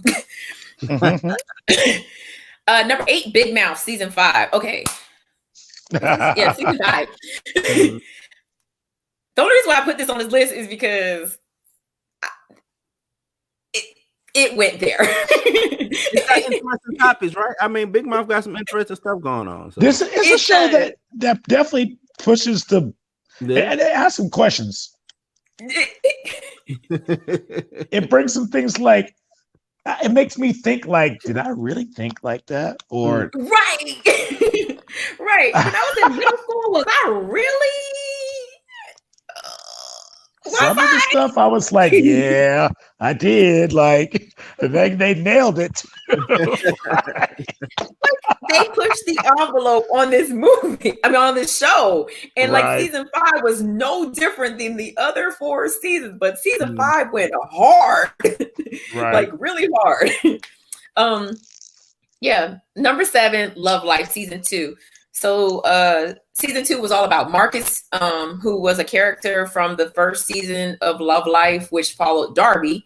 And we went through Marcus's journey into finding love and how he just kept recircling back to this girl named Mia, and him just trying to figure out life. I vibe with this show because hell, I'm still trying to figure out life. Like, not the way Marcus is trying to figure out life, but I'm still trying to figure out life. Like, where am I going to be? Like, am I going to end up alone in the sexy grandma? Probably so. But you know what? That's neither here or there.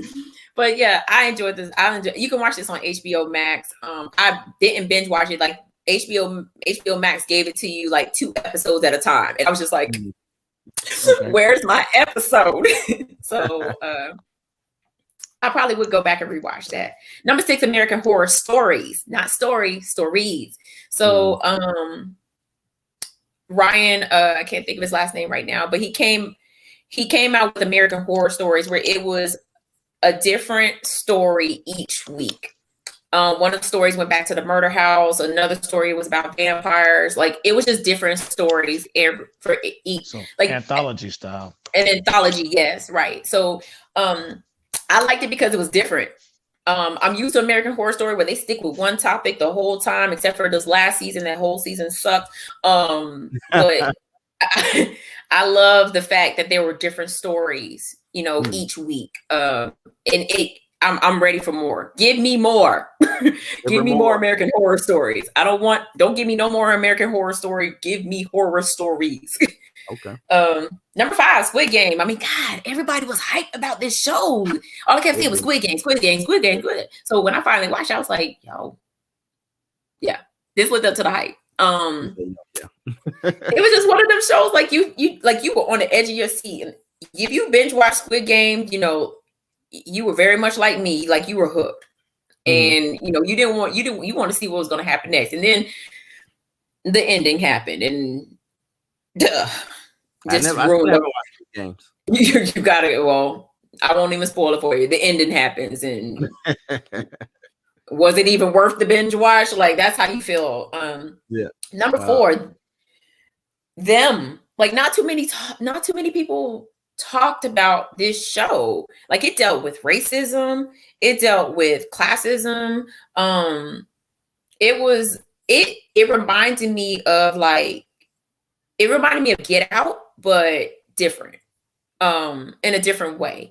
Black family moves into a white neighborhood, and the neighbor across the street is trying desperately to get this black family out of the neighborhood.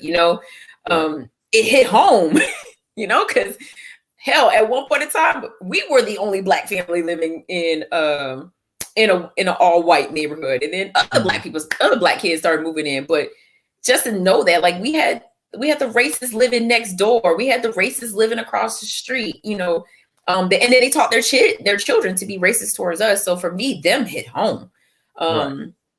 But it didn't end the way that I wanted it to end. So that's another one that kind of hurt my nerves. So number 3 is Dexter New Blood. Just like Kobe said, this series isn't over yet, but it's good. It's so good. Like it picks up right where Dexter left off. Like, and it doesn't miss a beat. It Surprise, doesn't miss except for that. That would be funny if he came. Well, wait, he's dead. Never mind. Oaks is he's coming back. He coming back as a ghost.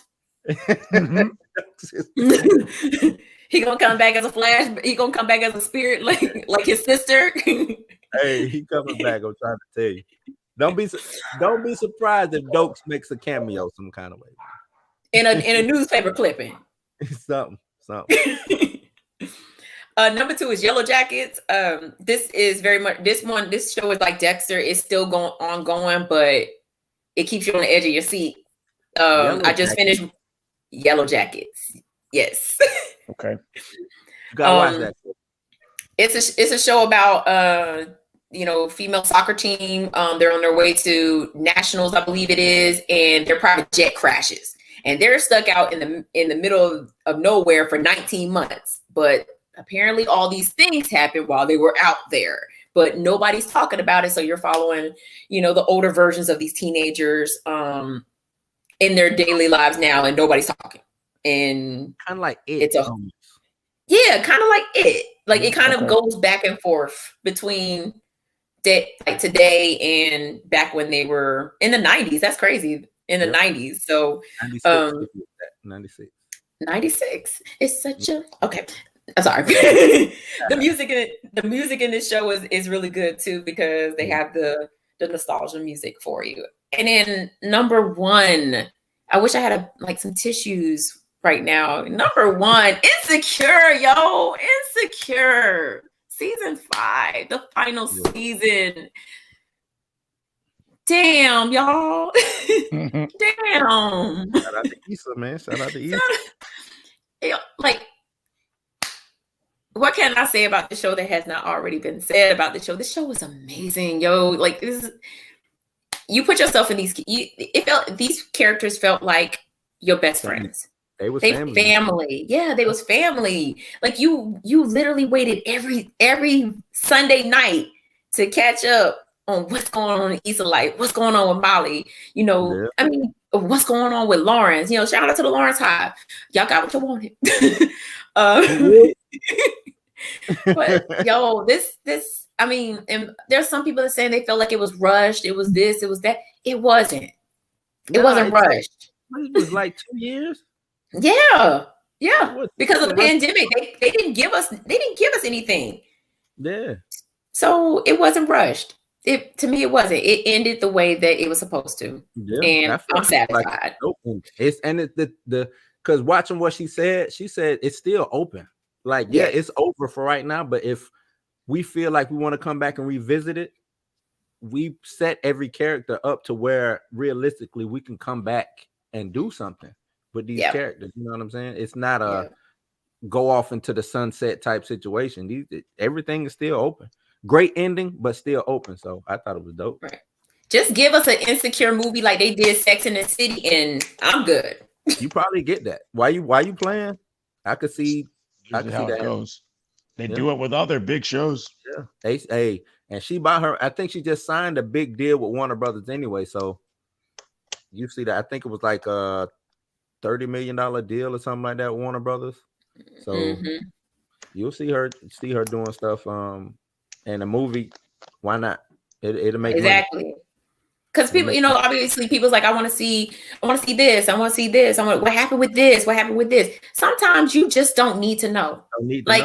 You don't need to know. Like, who cares? Like, what happened. That's all you need to know. And if you want it to happen, then it might happen like later on. Like, or just use your imagination.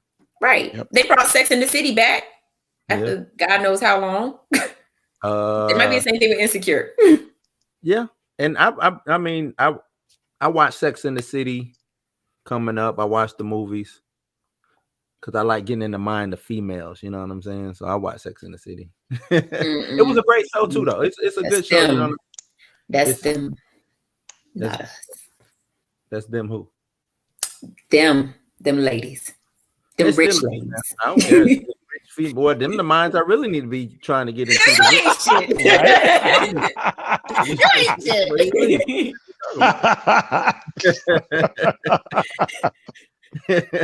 Bump y'all. Let me talk to the rich one. You know what I'm saying? You ain't shit. That's what you ain't. Get into your top 10 and stop waiting. All right, let me get to my top 10. My top 10. Well, that was Mika's top 10 TV shows 2021, and we'll roll right into mine. TV shows. I got Superman and Lois. I know a lot of people kind of don't like the CW shows, but Superman and Lois is dope. Like, to me, it's dope because we don't get too much Superman on TV, and when we, even in the movies, and when we do, he's kind of downplayed. This Superman is actually going through what problems Superman would probably actually go through. You know what I'm saying? I got to be a husband. I got to be Clark Kent. And then I got to find and make room for Superman. You know what I'm saying? Because that's the whole thing with Clark Kent anyway, is he's finding time to be Superman. He don't want to be Superman. That shit is extracurricular for him. You know what I'm saying? Right. So I like that. Midnight Mass, number 9. That was Netflix. Man, y'all know I like vampires. And this was like the way they told this story of this one vampire just showing up and well, actually, he didn't show up. He was brought to this town because the dude, the priest, went on like sabbatical to or pilgrimage, and he found a vampire living in the cave and brought that motherfucker back. That's crazy, right? You know what I'm saying? Because he looked at him like it was an angel. To him, it was an angel. He was bringing the angel back, and it was the angel of death. Yeah, dope. Cobra Kai. It's Cobra Kai, man. It's, you know what I'm saying? Karate Kid. The nostalgia's there. I'm waiting on this season. I think that comes out the 14th or something like that of January. The new season to come out. So yeah, Cobra Kai, do or die, man. I'm waiting to see what's going on. Bringing my man Terry Silver in. You know what I'm talking about? Falcon and the Winter Soldier. I added it because I actually thought it was a good series. Even though the villains, I hated the villains in the series, but I think the story needed to be told. But I think this is where it should end it. I don't think we need any more Sam going forward, to tell you the truth. Like, I just don't think we need any more Sam Wilson. Hell, even the Winter Soldier, I think we don't need that no more. Me personally, I don't need a Captain America 4 with a black Captain America. I think y'all told the story. I'm good with it. 6 is Loki. It sits right there in the middle for me out of all the top 10 shows. Gave us a lot to talk about. It's an MCU show, and I think it did what it was supposed to do. It pushed Marvel forward more than any of the other shows, even WandaVision to me, because WandaVision didn't push it forward up until like that last episode. You know what I'm saying? That's when okay, this actually has something to do with what's going on in the MCU. But to me, Loki did that from the jump. 5, Invincible. To me, I grew up, well, not grew up. I read the comic series. So going into this and watching them pull it page for page, it reminded me of a lot of people talk about how manga is winning right now. This reminded me of manga to anime type situation. Like, this was exactly what, if you're trying to take that one medium, comic books, and bring it over into cartoons, this is what you do. You know what I'm saying? So and the cast in it, phenomenal cast, you know what I'm saying? And like Kobe said, the memes. That last season, that last episode of the season, Mhm. crazy. Straight out the book too, man. For All Mankind, I'm real big into science and space exploration and stuff like this. This was on Apple TV. Okay. And it was about if the Russians landed on the moon before America did. So this replays history, like actual history, but with, I guess it would be a different timeline. You know what I'm saying? If this is like a what if. This is what if should have been. You know what I'm saying? Like, because and it's dope because it showed like every this season 2. Last season was just season 2, but it shows up from that point them landing on the moon, then us landing on the moon, if we would have never stopped that basically space war, you know what I'm saying, between America and Russia. So the technological advances that probably would have came from it. Cell phones happened earlier because we still trying, still doing space things. FaceTime was going on in the 80s. Like, it was crazy, you know what I'm saying? But it was all based in reality. You know what I'm saying? This wasn't, because the FaceTime was still stupid. Think of something how you would think a FaceTime would be in the 80s, and that's what it was. This big old box you opened up, you know what I'm saying? And you know what I'm saying? So it was dope, man. Then I have 3 Insecure. Yeah. And Mika, she already laid it out. There really no more need to go into Insecure. It was Insecure could have easily been my number 1, but I'm super sci-fi. You know what I'm saying? I'm super sci-fi, so it didn't. 2, Hawkeye to me was just the most well-rounded of the MCU shows. It gave us everything that we needed. It didn't overdo or underdo anything. It just was, you know what I'm saying? And kind of what Kobe said, it put the extra eye on Hawkeye. You know what I'm saying? Now you get to see what Clint was all about, and we're not overdoing it. We're not going to overblow anything that he has going on. We're just going to make that happen. And number 1 is Foundation. This story is from the 1920s. I forgot Asimov. I don't know if y'all know who Asimov is. I guess you can call him like the father of sci-fi or whatever. This is one of his stories, and it's basically anything sci-fi that you guys have watched or liked has been based off of this. Star Wars, Star Trek, anything. Right. Especially if it has anything to do with artificial intelligence. He kind of wrote the book on what AI, you know what I'm saying? Like the rules. Matter of fact, iRobot is a story of his, you know what I'm saying? Okay. And this universe, if you look up his stuff, it is huge. Like it spans a lot, you know what I'm saying? And Foundation is about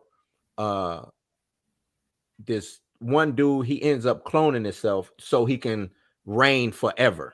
So he'll have a young version, a middle-aged version, and an older version. And then the 4th version that he has of him is on his way. He passes on his knowledge and then he dies or whatever. So, and they just continue that rotation of clones. So he's been ruling for either was 300 years or 3,000 years. I can't remember right off the top of my head. But if you ever get the opportunity, check it out. If you're in the real real big crazy sci-fi, because it deals with a lot too. It deals with religion, faith. It deals with like I said, humanity, AI, it deals with a lot of stuff. And the main character is a black woman who transverses through time, because you just gotta watch it. Like, me trying to explain it probably sound crazy as hell, but if you go watch it, I guarantee you will like it. That's also on Apple TV. Let me see.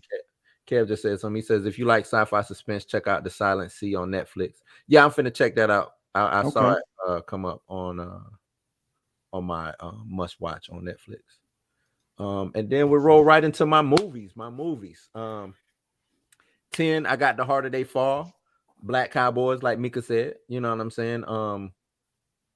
And I think it set out to do what it did. It shed light on these characters, even though it was a fictional story, it still shed light on the historical aspect of these characters. Even with the controversy surrounding it, it made you go and look up these characters. You know what I'm saying? Mhm. I need to So sit that's down and good. actually finish that movie. You got to, man. It's Yeah. good. It's Me good. too. I cried. Did you cry? I did. I cried. You number 9. Shang-Chi number 9. I thought this was just like a placeholder movie for Marvel. I thought it was good. I like the action in it. The story could have been a little bit better. The main villain could have been better, but Marvel hates their main villains for some reason. They just do. They just don't give you the best main villain. Like, and Shang-Chi,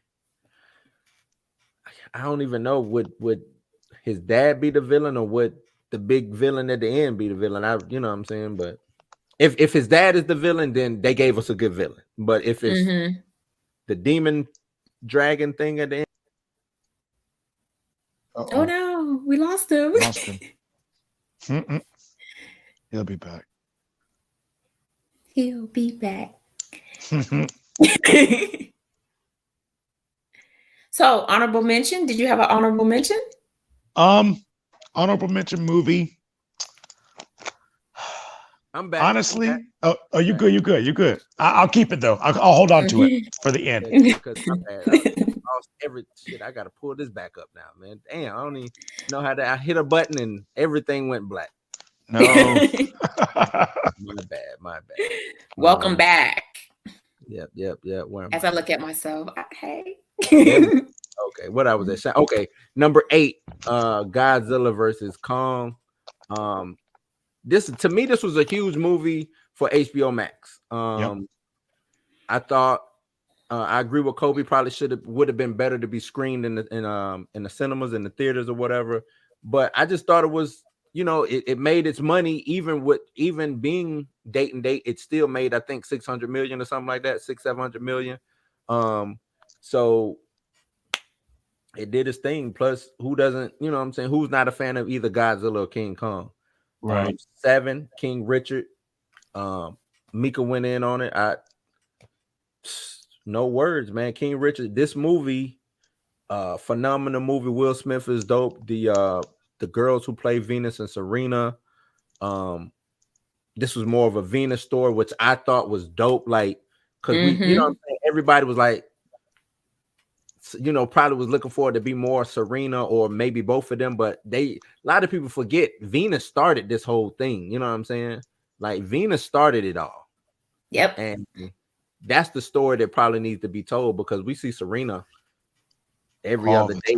You know what I'm saying? On commercials and stuff. But 6 for me, Black Widow.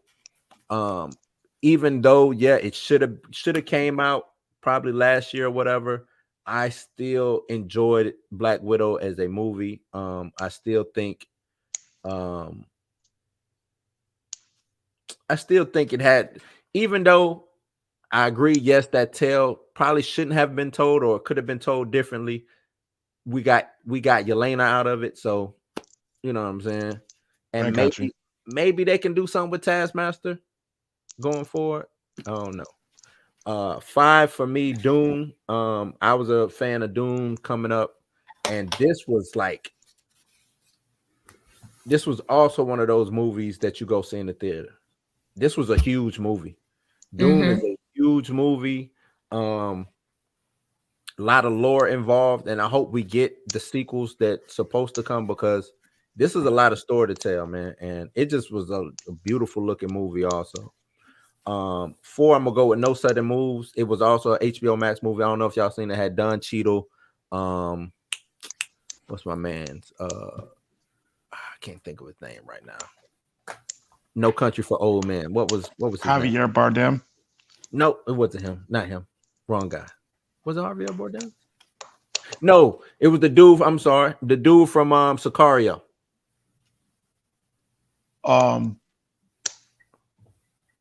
I can't think of his name right now. You seen Benicio right? del Toro? That's him. Yep, Benicio del Toro. That's him. But this was it was a period piece. I think this was set back in the 60s. And it was like a heist film. This was I think a lot of people should go check it out because it's a good, solid film. More I can't think about it, but it's just a good film overall. And I think people like a lot of twists and turns, especially at the end. 3 Eternals. I liked Eternals. I know a lot of people kind of flip-flop with it, but I really enjoyed Eternals. Kind of slow, but it is what it is. Judas and the Black Messiah. That hit home for me because I know family members who were Panthers, stuff like that. And it's it was a big piece of history, and this is the history that need to be taught. You know what I'm saying? And it doesn't have to be racist or anti-racist rhetoric. Just teach the history. You know what I'm saying? Like, I know the big deal right now is and they don't even teach in elementary school, I don't even know, but the critical race theory, the CRT stuff, like, just teach history. You know what I'm saying? Mm-hmm. History is already over with. History is neither Right. good or bad. It's history. You know what I'm saying? Like, you teach what happened and that's it. People will take from it what they need to take from it because it's history. You know what I'm Right. saying? So just teach history and let it be, and let the chips fall how they fall, man. I don't understand people going crazy over that. But and then number 1, Spider-Man No Way Home. Duh, like it's only the biggest movie ever. Right. That's all you can say. But yeah, it felt good to see Toby, to see Andrew, to see all 3 of them together. If this movie doesn't get, this movie should win an Oscar for somebody. Somebody should get an Oscar out of this. And I would say give it to Dafoe. He needs something. Maybe they need to make a new award or something. Best villain. Something, because like if this doesn't win anything, and I ain't talking about best sound or you know what I'm saying, like best movie, best movie picture. Yeah, this is one of those big awards, man, because it's very deserving. So in every cat, I mean, yeah. Every movie show should be like that. MTV Movie Awards, it better win. It better win. And I was gonna say it needs to win something for like the biggest speculation of all. You know what I'm saying? Like just how big it was. I haven't seen a movie talked about being speculated, scripts leaking, and you know what I'm saying, like YouTube this being ever shut down and all types of stuff. This movie did that. Yep. This movie might have single-handedly brought the cinema back. You know what I'm saying? Mm-hmm. Just this movie by itself. Yeah. So this is how you do it. Yep. This is if you're gonna do a cameo movie, this is how you do it. This is how you do it, man. This is, you know what I'm saying? This is exactly how you do it. You wanna ring out a little bit of nostalgia, just squeeze it just a little. This is how you do it. This is exactly how you do it. I mean, they got people thinking of doing another Tobey Maguire movie. They got people thinking of doing another Andrew Garfield movie. They want another Spider-Man 4. Like, you know what I'm saying? Like, this movie just said, all right, we can make money off of, you know what I'm saying? All of these Spider-Man. It's crazy. This is how you do a multiverse movie. You know what I'm saying? Yep. Hello. And with me bringing that up, I want to ask Kobe, this is now it's like, all right, Flash, you up. Yeah. Because this was the one for Marvel. And that's the thing. I feel like with this movie being as big as it is, Flash is doomed to fail. It's done. It's doomed to fail. Done. Because this is what Flash is, you know what I'm saying, supposed to be. Mm-hmm. I'm bringing in 2 different Batman, you know what I'm saying, transversing the multiverse, different, you know what I'm saying, like, and that's what I keep saying about DC. You keep letting Marvel one up you on your own shit.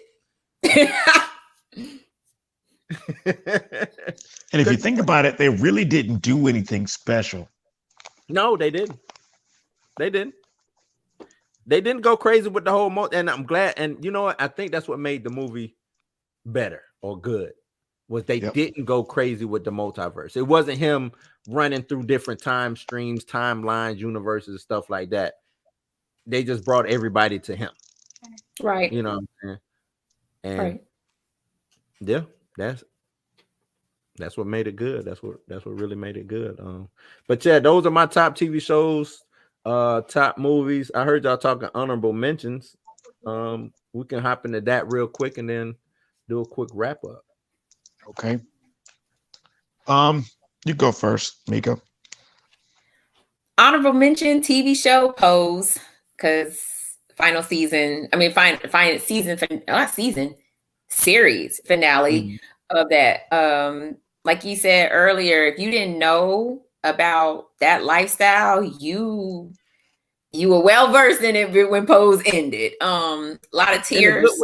In a good way, right? In a good way. Like, you learned about, everything that happened in the 90s. And like you said, it was about HIV, but HIV wasn't the focal point of the whole show. It was just like I have HIV, but that's not what drove the characters, Mm-hmm. So Pose, this series finale. I'm a softie, so I cried. Movies, honorable mention. I think I don't think I have an honorable mention for movies.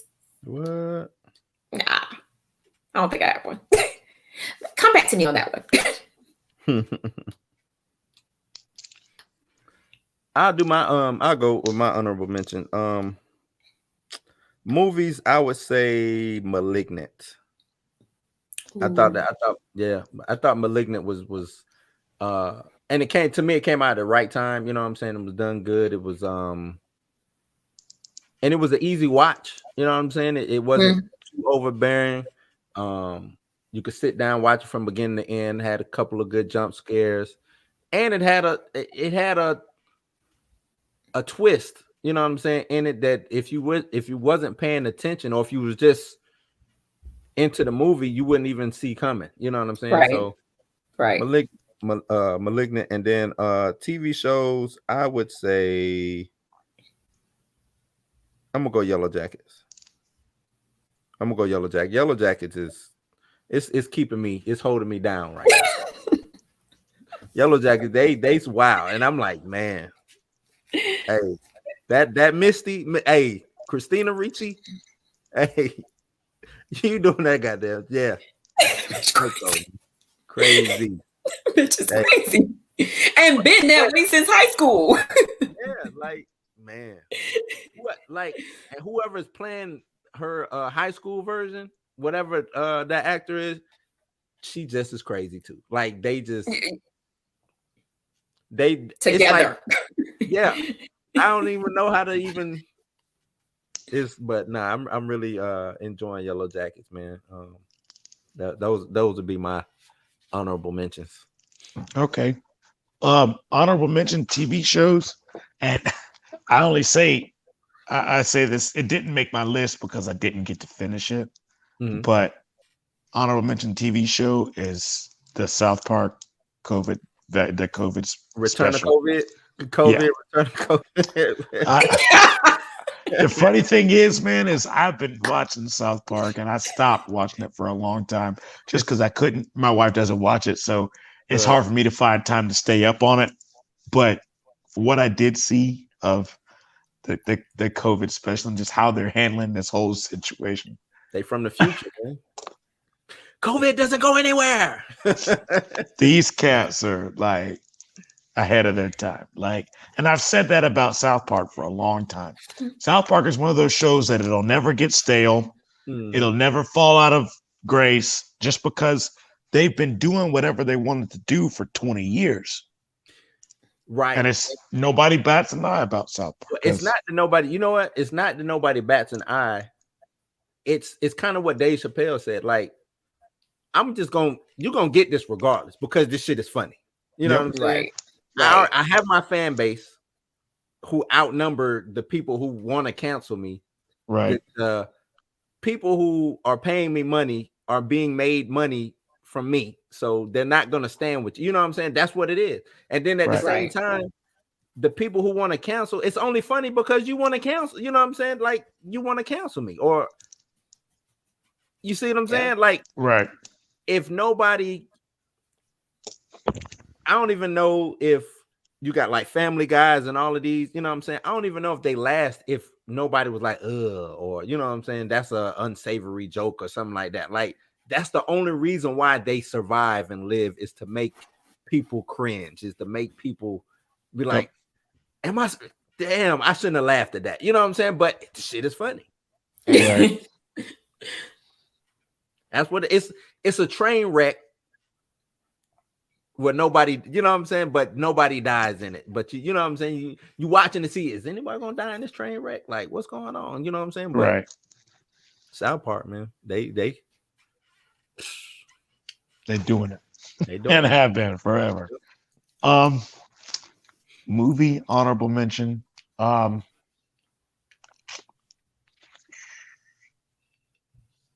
It's kind of a toss-up because I watched a few movies that I kind of wanted to put there, but I'm gonna go with Kills. Halloween Kills is my honorable mention. Okay. And this is why.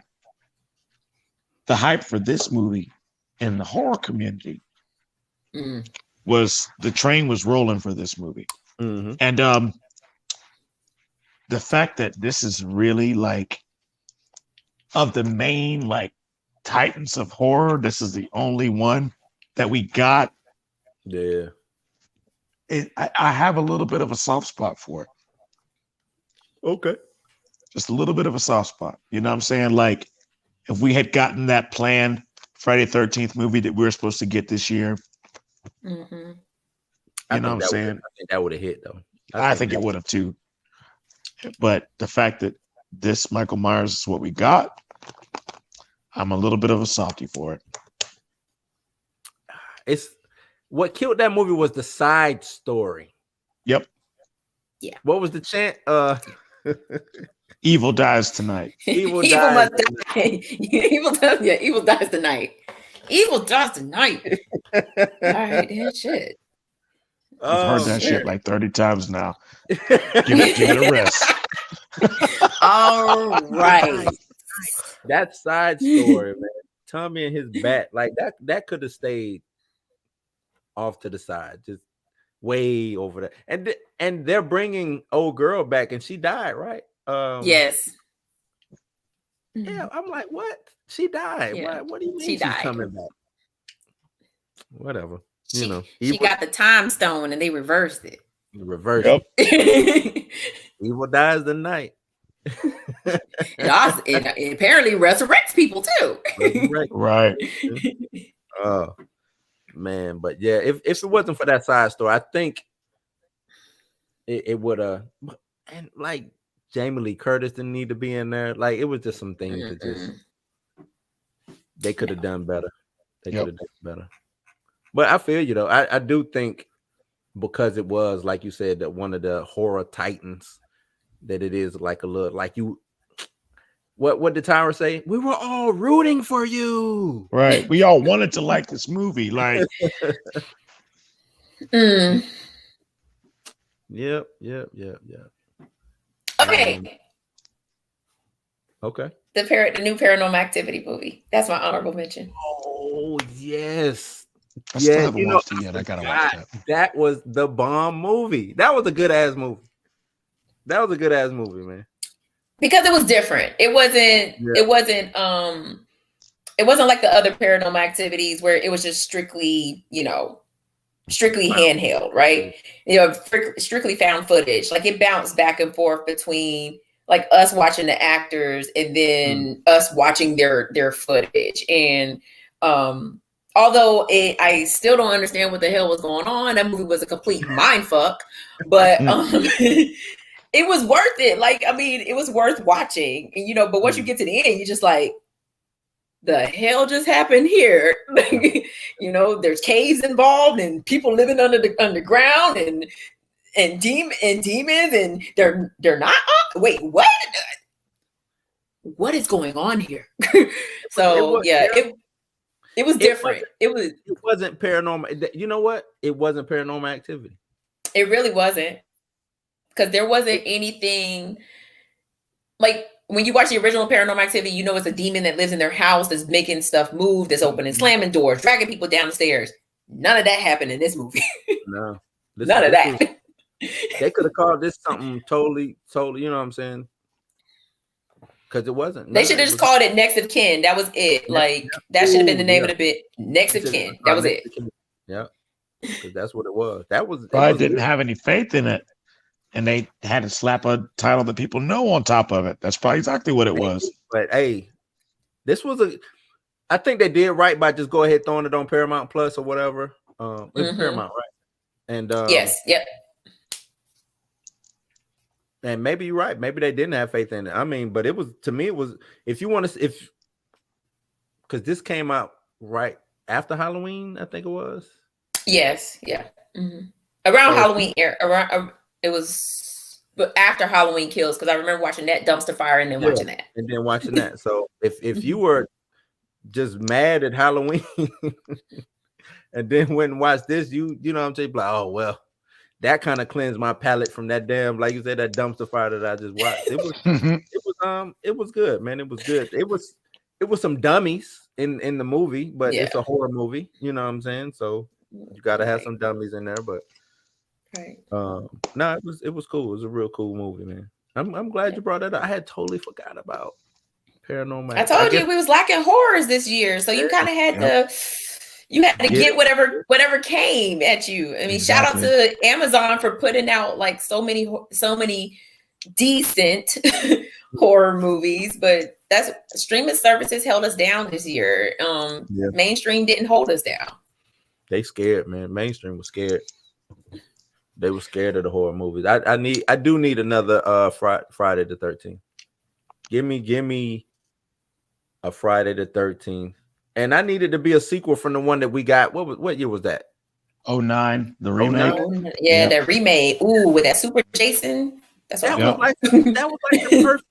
You know what I'm saying? Like, that's a scary Jason. That motherfucker, right? Like a 4 flat. So he was.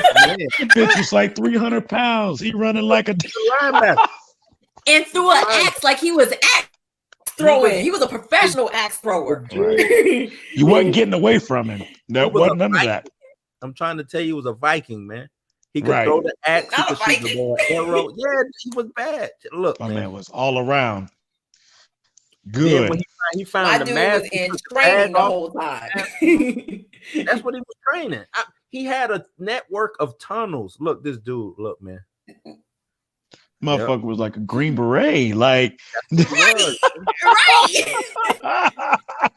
what he was.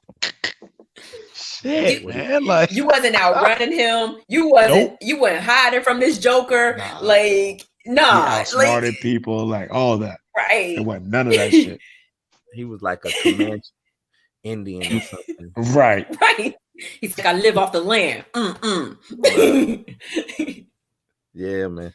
Don't go to Camp Crystal Lake and have sex if you're a teenager, man. He is going. Don't do it. Don't go to Camp Crystal Lake and have sex at all. Don't go. Period. It ain't even about the sex. Just don't go. Right. He shot that arrow from one side of the lake to the other side of the lake and hit like split cut his chick eye. Right. In the back of the head too. Like good God. Like. But he killed that black dude wrong though. He was like, watch your dog, and then stepped on it. Hey man, he's got that dark passenger in him, man. You know, not that dark passenger. But yeah, man. This was actually a good wrap up, man. Real good wrap up. 2021 on the way out the door. We're bringing in 2022.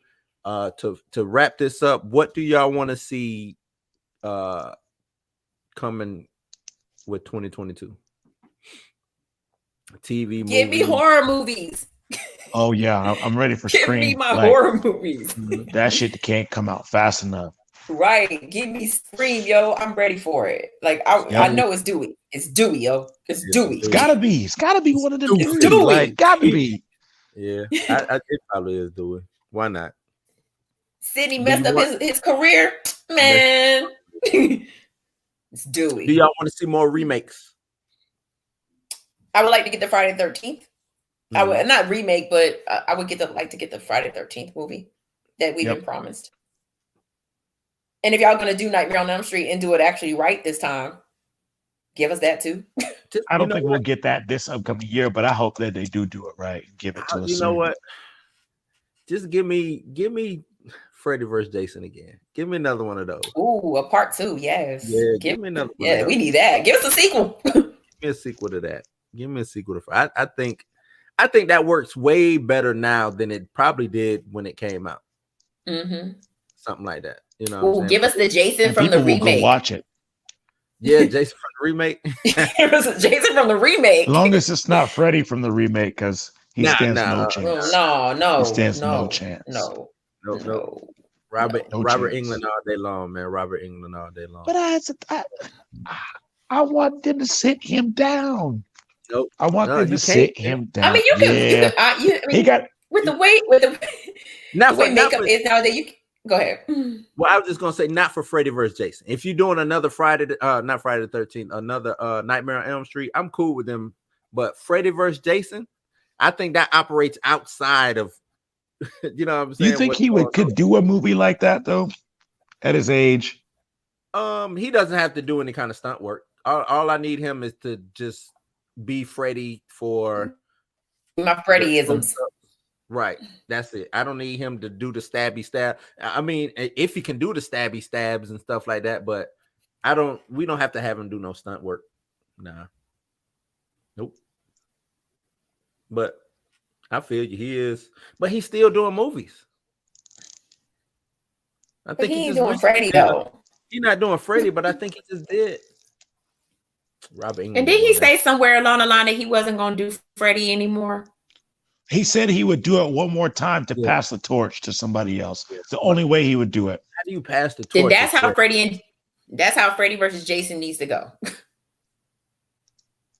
Him passing the torch on to someone else and then going against Jason.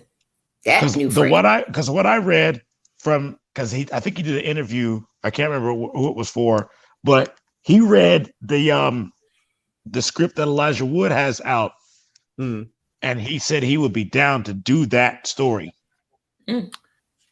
So I think that would be dope because Elijah Wood makes decent horror movies. They might not be the best horror movies, but they're decent. Okay. His writing is very good. What about sci-fi wise? Anything y'all want to see sci-fi? Sci-fi or fantasy? I know I'm looking out for this Lord of the Rings series. I'm gonna peep that. What's that gonna be? I'm gonna peep that. I guess I'm hyped for Fantastic Beasts. You know what I'm saying? I'm ready for the series to be over. Like I think I watched one Harry Potter movie. And I couldn't even tell you that the name, what was it? I'm bigger into the books, man. Like I'm bigger into the books. The movies, yeah, they're good. They do what they're supposed to do, but I like the novels that much more. Just like Lord of the Rings. The movies are good, but I like the books way more. Them some big, those some reads, man. Yes, sir. That's why I do that shit on audiobook. Like, I can't hold a book in my hands for that long. Bitch will get carpal tunnel. Like, that's a long read. But I'm actually pretty hyped about this Predator film coming. Oh yeah, man. Okay. I just want to see. You know, they let us down every time. Every time they let us down, but I'm always like, well, shit, I just want to see what's next. Well, you know what I'm saying? I want to see if they're gonna fix it, but they never do. They never. They never do. Yeah, they never do. They never do. I wanted to give it some praise because the last one story, that last one story was bad. The one before that, where they got kidnapped and taken to the planet and Predators. Predators. I thought that was actually pretty decent. I thought that was pretty. I liked it. Yeah. This last one could have been. It had the potential. Yeah, to be very good. It had the potential. No more Terminators. I don't need any more unless they give me the series, the Sarah Connor Chronicles. If you bring that back, I'm all in. But I don't need another Terminator. That story's done. Yeah, they killed it. We're supposed to get a few remakes this year, though. Like we're supposed to get a Hellraiser remake. Mm-hmm. We're supposed to get a Pumpkinhead remake. We got that Texas Chainsaw Massacre come out this year for Netflix. Yep. Evil Dead. I know y'all don't like Jordan Peele, but he's got a new movie coming out next year too. Oh, yeah. I'm gonna watch it. What is it called? Truth? It's called Nope. Nope. That's what it is. Nope. Have you heard anything about as far as release date on that? Nope. Release date will be July 22nd. Okay, that was quick too. He was like, nope. Right. July 22nd. And you know we're not gonna hear anything about it until like May, because that's just how Jordan Peele does us. True. This is true. Jordan Peele. I'll check it out just to say I watched it. Yep. Might surprise us. He might. We'll see, man. People under the stairs, right? Stop it. Oh, Stop it. Ain't that coming out? Is that next year? I hope not. I hope he didn't change his mind and says, no, I don't want to touch that one. That's what Nope is. It's just people under the stairs. He's just changing it. Don't say things It's like not. that. Don't say things like that. Don't say things like that. Don't say that. Right. That's blasphemy. Like, That's what Nope is. Okay. That's what it is. whoever funded that movie, that remake, y'all need to pull y'all funding, man. Like, for real, y'all need to pull your funding. Stop it. Don't let this man ruin that movie. Please don't. They think it's gonna be good. It could be. It might be good. Who knows? Why? But I don't see. Why would that need a remake? That doesn't even. It doesn't. It doesn't. What can you do differently? Because that Not a damn thing. Right. That's not a movie that you going through and you're like, oh shit, people are. Let's remake that. Like, why? You know what I'm saying? Let's build off gentrification like we did in the other movie. In the other movie, yeah. I'm telling. To me, remakes, unless you're just updating the story, to me, remakes should be made for movies that had the potential to be either these big sellers, big blockbusters, and either were ahead of their time or the audience just didn't get it at that point in time. You remake those. You know what I'm saying? But just because it's an older movie doesn't mean that it needs to be remade. You know what I'm saying? Right. Like that Scarface remake that we keep hearing about, like that we're supposed to have gotten already. Why? And Michael B. Jordan's supposed to be the main character. What is he gonna be? Jamaican, Haitian? What is he? Haitian? That's what I'm saying. What? Why? Is he gonna be a dishwasher too? Why? He gonna be a busboy. Busboy. Why? Lawn service man. He gonna do lawn care or something like that. I don't know. Like that. Take the shirt off.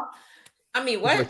Take his shirt off. Just don't like. But that's the thing. Like, this is a movie who has already been remade once. Mm-hmm. The second one was a totally different story than the original. Yeah. What are you gonna do different? And if it's gonna be different, why do you have to try to sell it based on the nostalgia of a name? We're gonna get Vice City. See, that shit would be dope. Yeah, I'll watch the fuck out of that. Like Grand Theft Auto movie. That shit would be dope. I'm surprised. Actually, why you say that? I'm surprised that hasn't happened. They yet. haven't done that shit yet. I mean, that shit would be dope. Like Grand Theft Auto is a movie anyway. To me, like period. right. We're That's gonna just a get movie. Mika's game. The Sims is gonna happen before we get a grand. The hell is you going? No. You know, that I could see something like that. I could see a movie like that, and that shit would work probably. I think it would. I mean, think of like Free Guy. It'll Yep. work. It'll Yep. work. If I'm gonna tell you this too, with how big The Sims is, coming out with a movie of The Sims, People will watch the shit out of that. right? If you wrote it, it's a certain now it is a certain way that you would have to write it. You know what I'm saying? Is this going to be based on the game, or is this just The Sims? You understand what I'm saying? So it would have to be a way you write it, but I think it'll probably be a hit, man. Because what? So like, in order for it to work, because the Sims don't speak English, they speak Simlish. So half the time English, and they don't speak English. They don't speak English, right? They speak Simlish. They speak gibberish. So like hello is like sool. Like you're like, so like when you first come into the game, you're like, the fuck did they just say? Right. But as you play the game, you just ignore what they talking about because they just talking. Like you don't understand what they're saying. You just know what their thought bubbles are saying above their head, and you're like, oh, this motherfucker's hungry. What if you did it like you're the person who's doing sim shit, right? So you're the actual player, but it transitions between you and the sim, and the sim doesn't even know that they're Sims. They think that they're real. What if you did something like that? I mean, like that could work. Sims, I think that'd be cool. You know what I'm saying? I mean, that'd be cool. If you, and you had a whole story. Shit, how would you do it? Because what's one of the stories? Is there like a storyline in Sims? You create your own story. So, I mean, well, no, I take that back because now that I got it. They have thrown in stories now. It's the never-ending story. That's what it is. It pretty much is. I mean, unless you just, diabolical and you kill your Sims every time you play. Ooh, what? I'm gonna go write a script for this. I'm gonna write a script for that. I'm saying that the Sims could almost be like the Matrix. I mean, ultimately. Like right. The Sims don't know that they're being controlled by someone outside of the game. Right. So they just know that, even though when you're not playing as one Sim, the other Sims have a mind of their own. They do their own thing until they're clicked on, and then they don't have control of themselves anymore. Could a Sim kill a Sim without you making that Sim kill a Sim? Nope. Sims can't kill other Sims, but Sims can kill themselves. What? So, like, say something breaks in the house. Say the dishwasher breaks. Right. And there's a puddle of water next to the dishwasher because the dishwasher broke. And the Sim that you're not controlling is like, yo, that dishwasher is broken. Let me go fix it. But their handiness is like at a 2. They could electrocute themselves and die. Without you controlling them. But they can't pick up like a weapon or anything and go. There are no weapons in The Sims. There's no guns, no knives. I mean, none of that. You can't kill another Sim. I need to find the rules. Unless you have the mods that go to the game. So people have created mods where you can do anything. You can kill people in the Sims. You can your Sims could be walking around naked and you can see everything. Because in the actual game that you can't see them, they're just it's blurred out. Right. People create mods where and this is how I think people are so sick. Teenagers can get pregnant with the mods. Oh wow. You can date your sister or your brother or incest in mods, and I'm just like, y'all really just gonna put real life into the mods? I don't play mods. It's supposed to be an escape, not real life. Right. be my escape. Well, In the real Sims, you can't marry your sister or your brother. You can't date you can't date anybody that you're close to. You can't even be with your third cousin removed. Like so, would it be a comedy? Like what if you did a movie for The Sims, what would it be? Would it be a comedy? Would it be a fantasy, sci-fi? How would you do it? I think probably like a comedy, sci-fi movie. But I'm kind of leaning towards the idea of like the Sims not knowing that they're being controlled outside of their world. Because most of the Sims just move freely and do their own thing because that's what a computer program tells them to do until the player controls them. Right. So okay. All right. But we ain't getting a Sims movie, y'all. We ain't even getting Sims 5, 6, 7, or 8, and 9, and 10. We stuck on Sims 4 for the rest of our lives. That's it. Just like Grand Theft Auto. That's it. But yeah, that's 2021 in a nutshell. I don't have anything else to put out. We did a good solid 2 hours and 30 minutes. So if y'all don't have anything else, I'm good. Get on up out of here. Get on up out of here. Oh, we got a comment that just came through. Oh, no, that's not a comment worth reading. It's a spam. Spam. No, ma'am. Take that elsewhere. We do not like green eggs and ham. Not spam. Keep that shit out of here. Elsewhere. But yeah, 2021 in a nutshell. Don't forget to like, share, subscribe, hit that notification bell. Since y'all dropping that comment, go ahead, like, share, subscribe, hit that notification bell. You want to drop a comment like that. But you can donate also at the Cash App $Blueminati, or you can go to www.buymecoffee.com/blueshouse. That's hope cool. you just say them out, huh? Yeah, I guess he didn't like. I don't know if he read the comment or not, but but yeah, that's it, man. You ain't got to go home, but you got to get the hell up out of here. Happy New Year, bitches. He back. We signing off. Couple, what you got? Take it easy, be safe. You know it, y'all. Have a great rest of the year. All right, man. Peace. We out.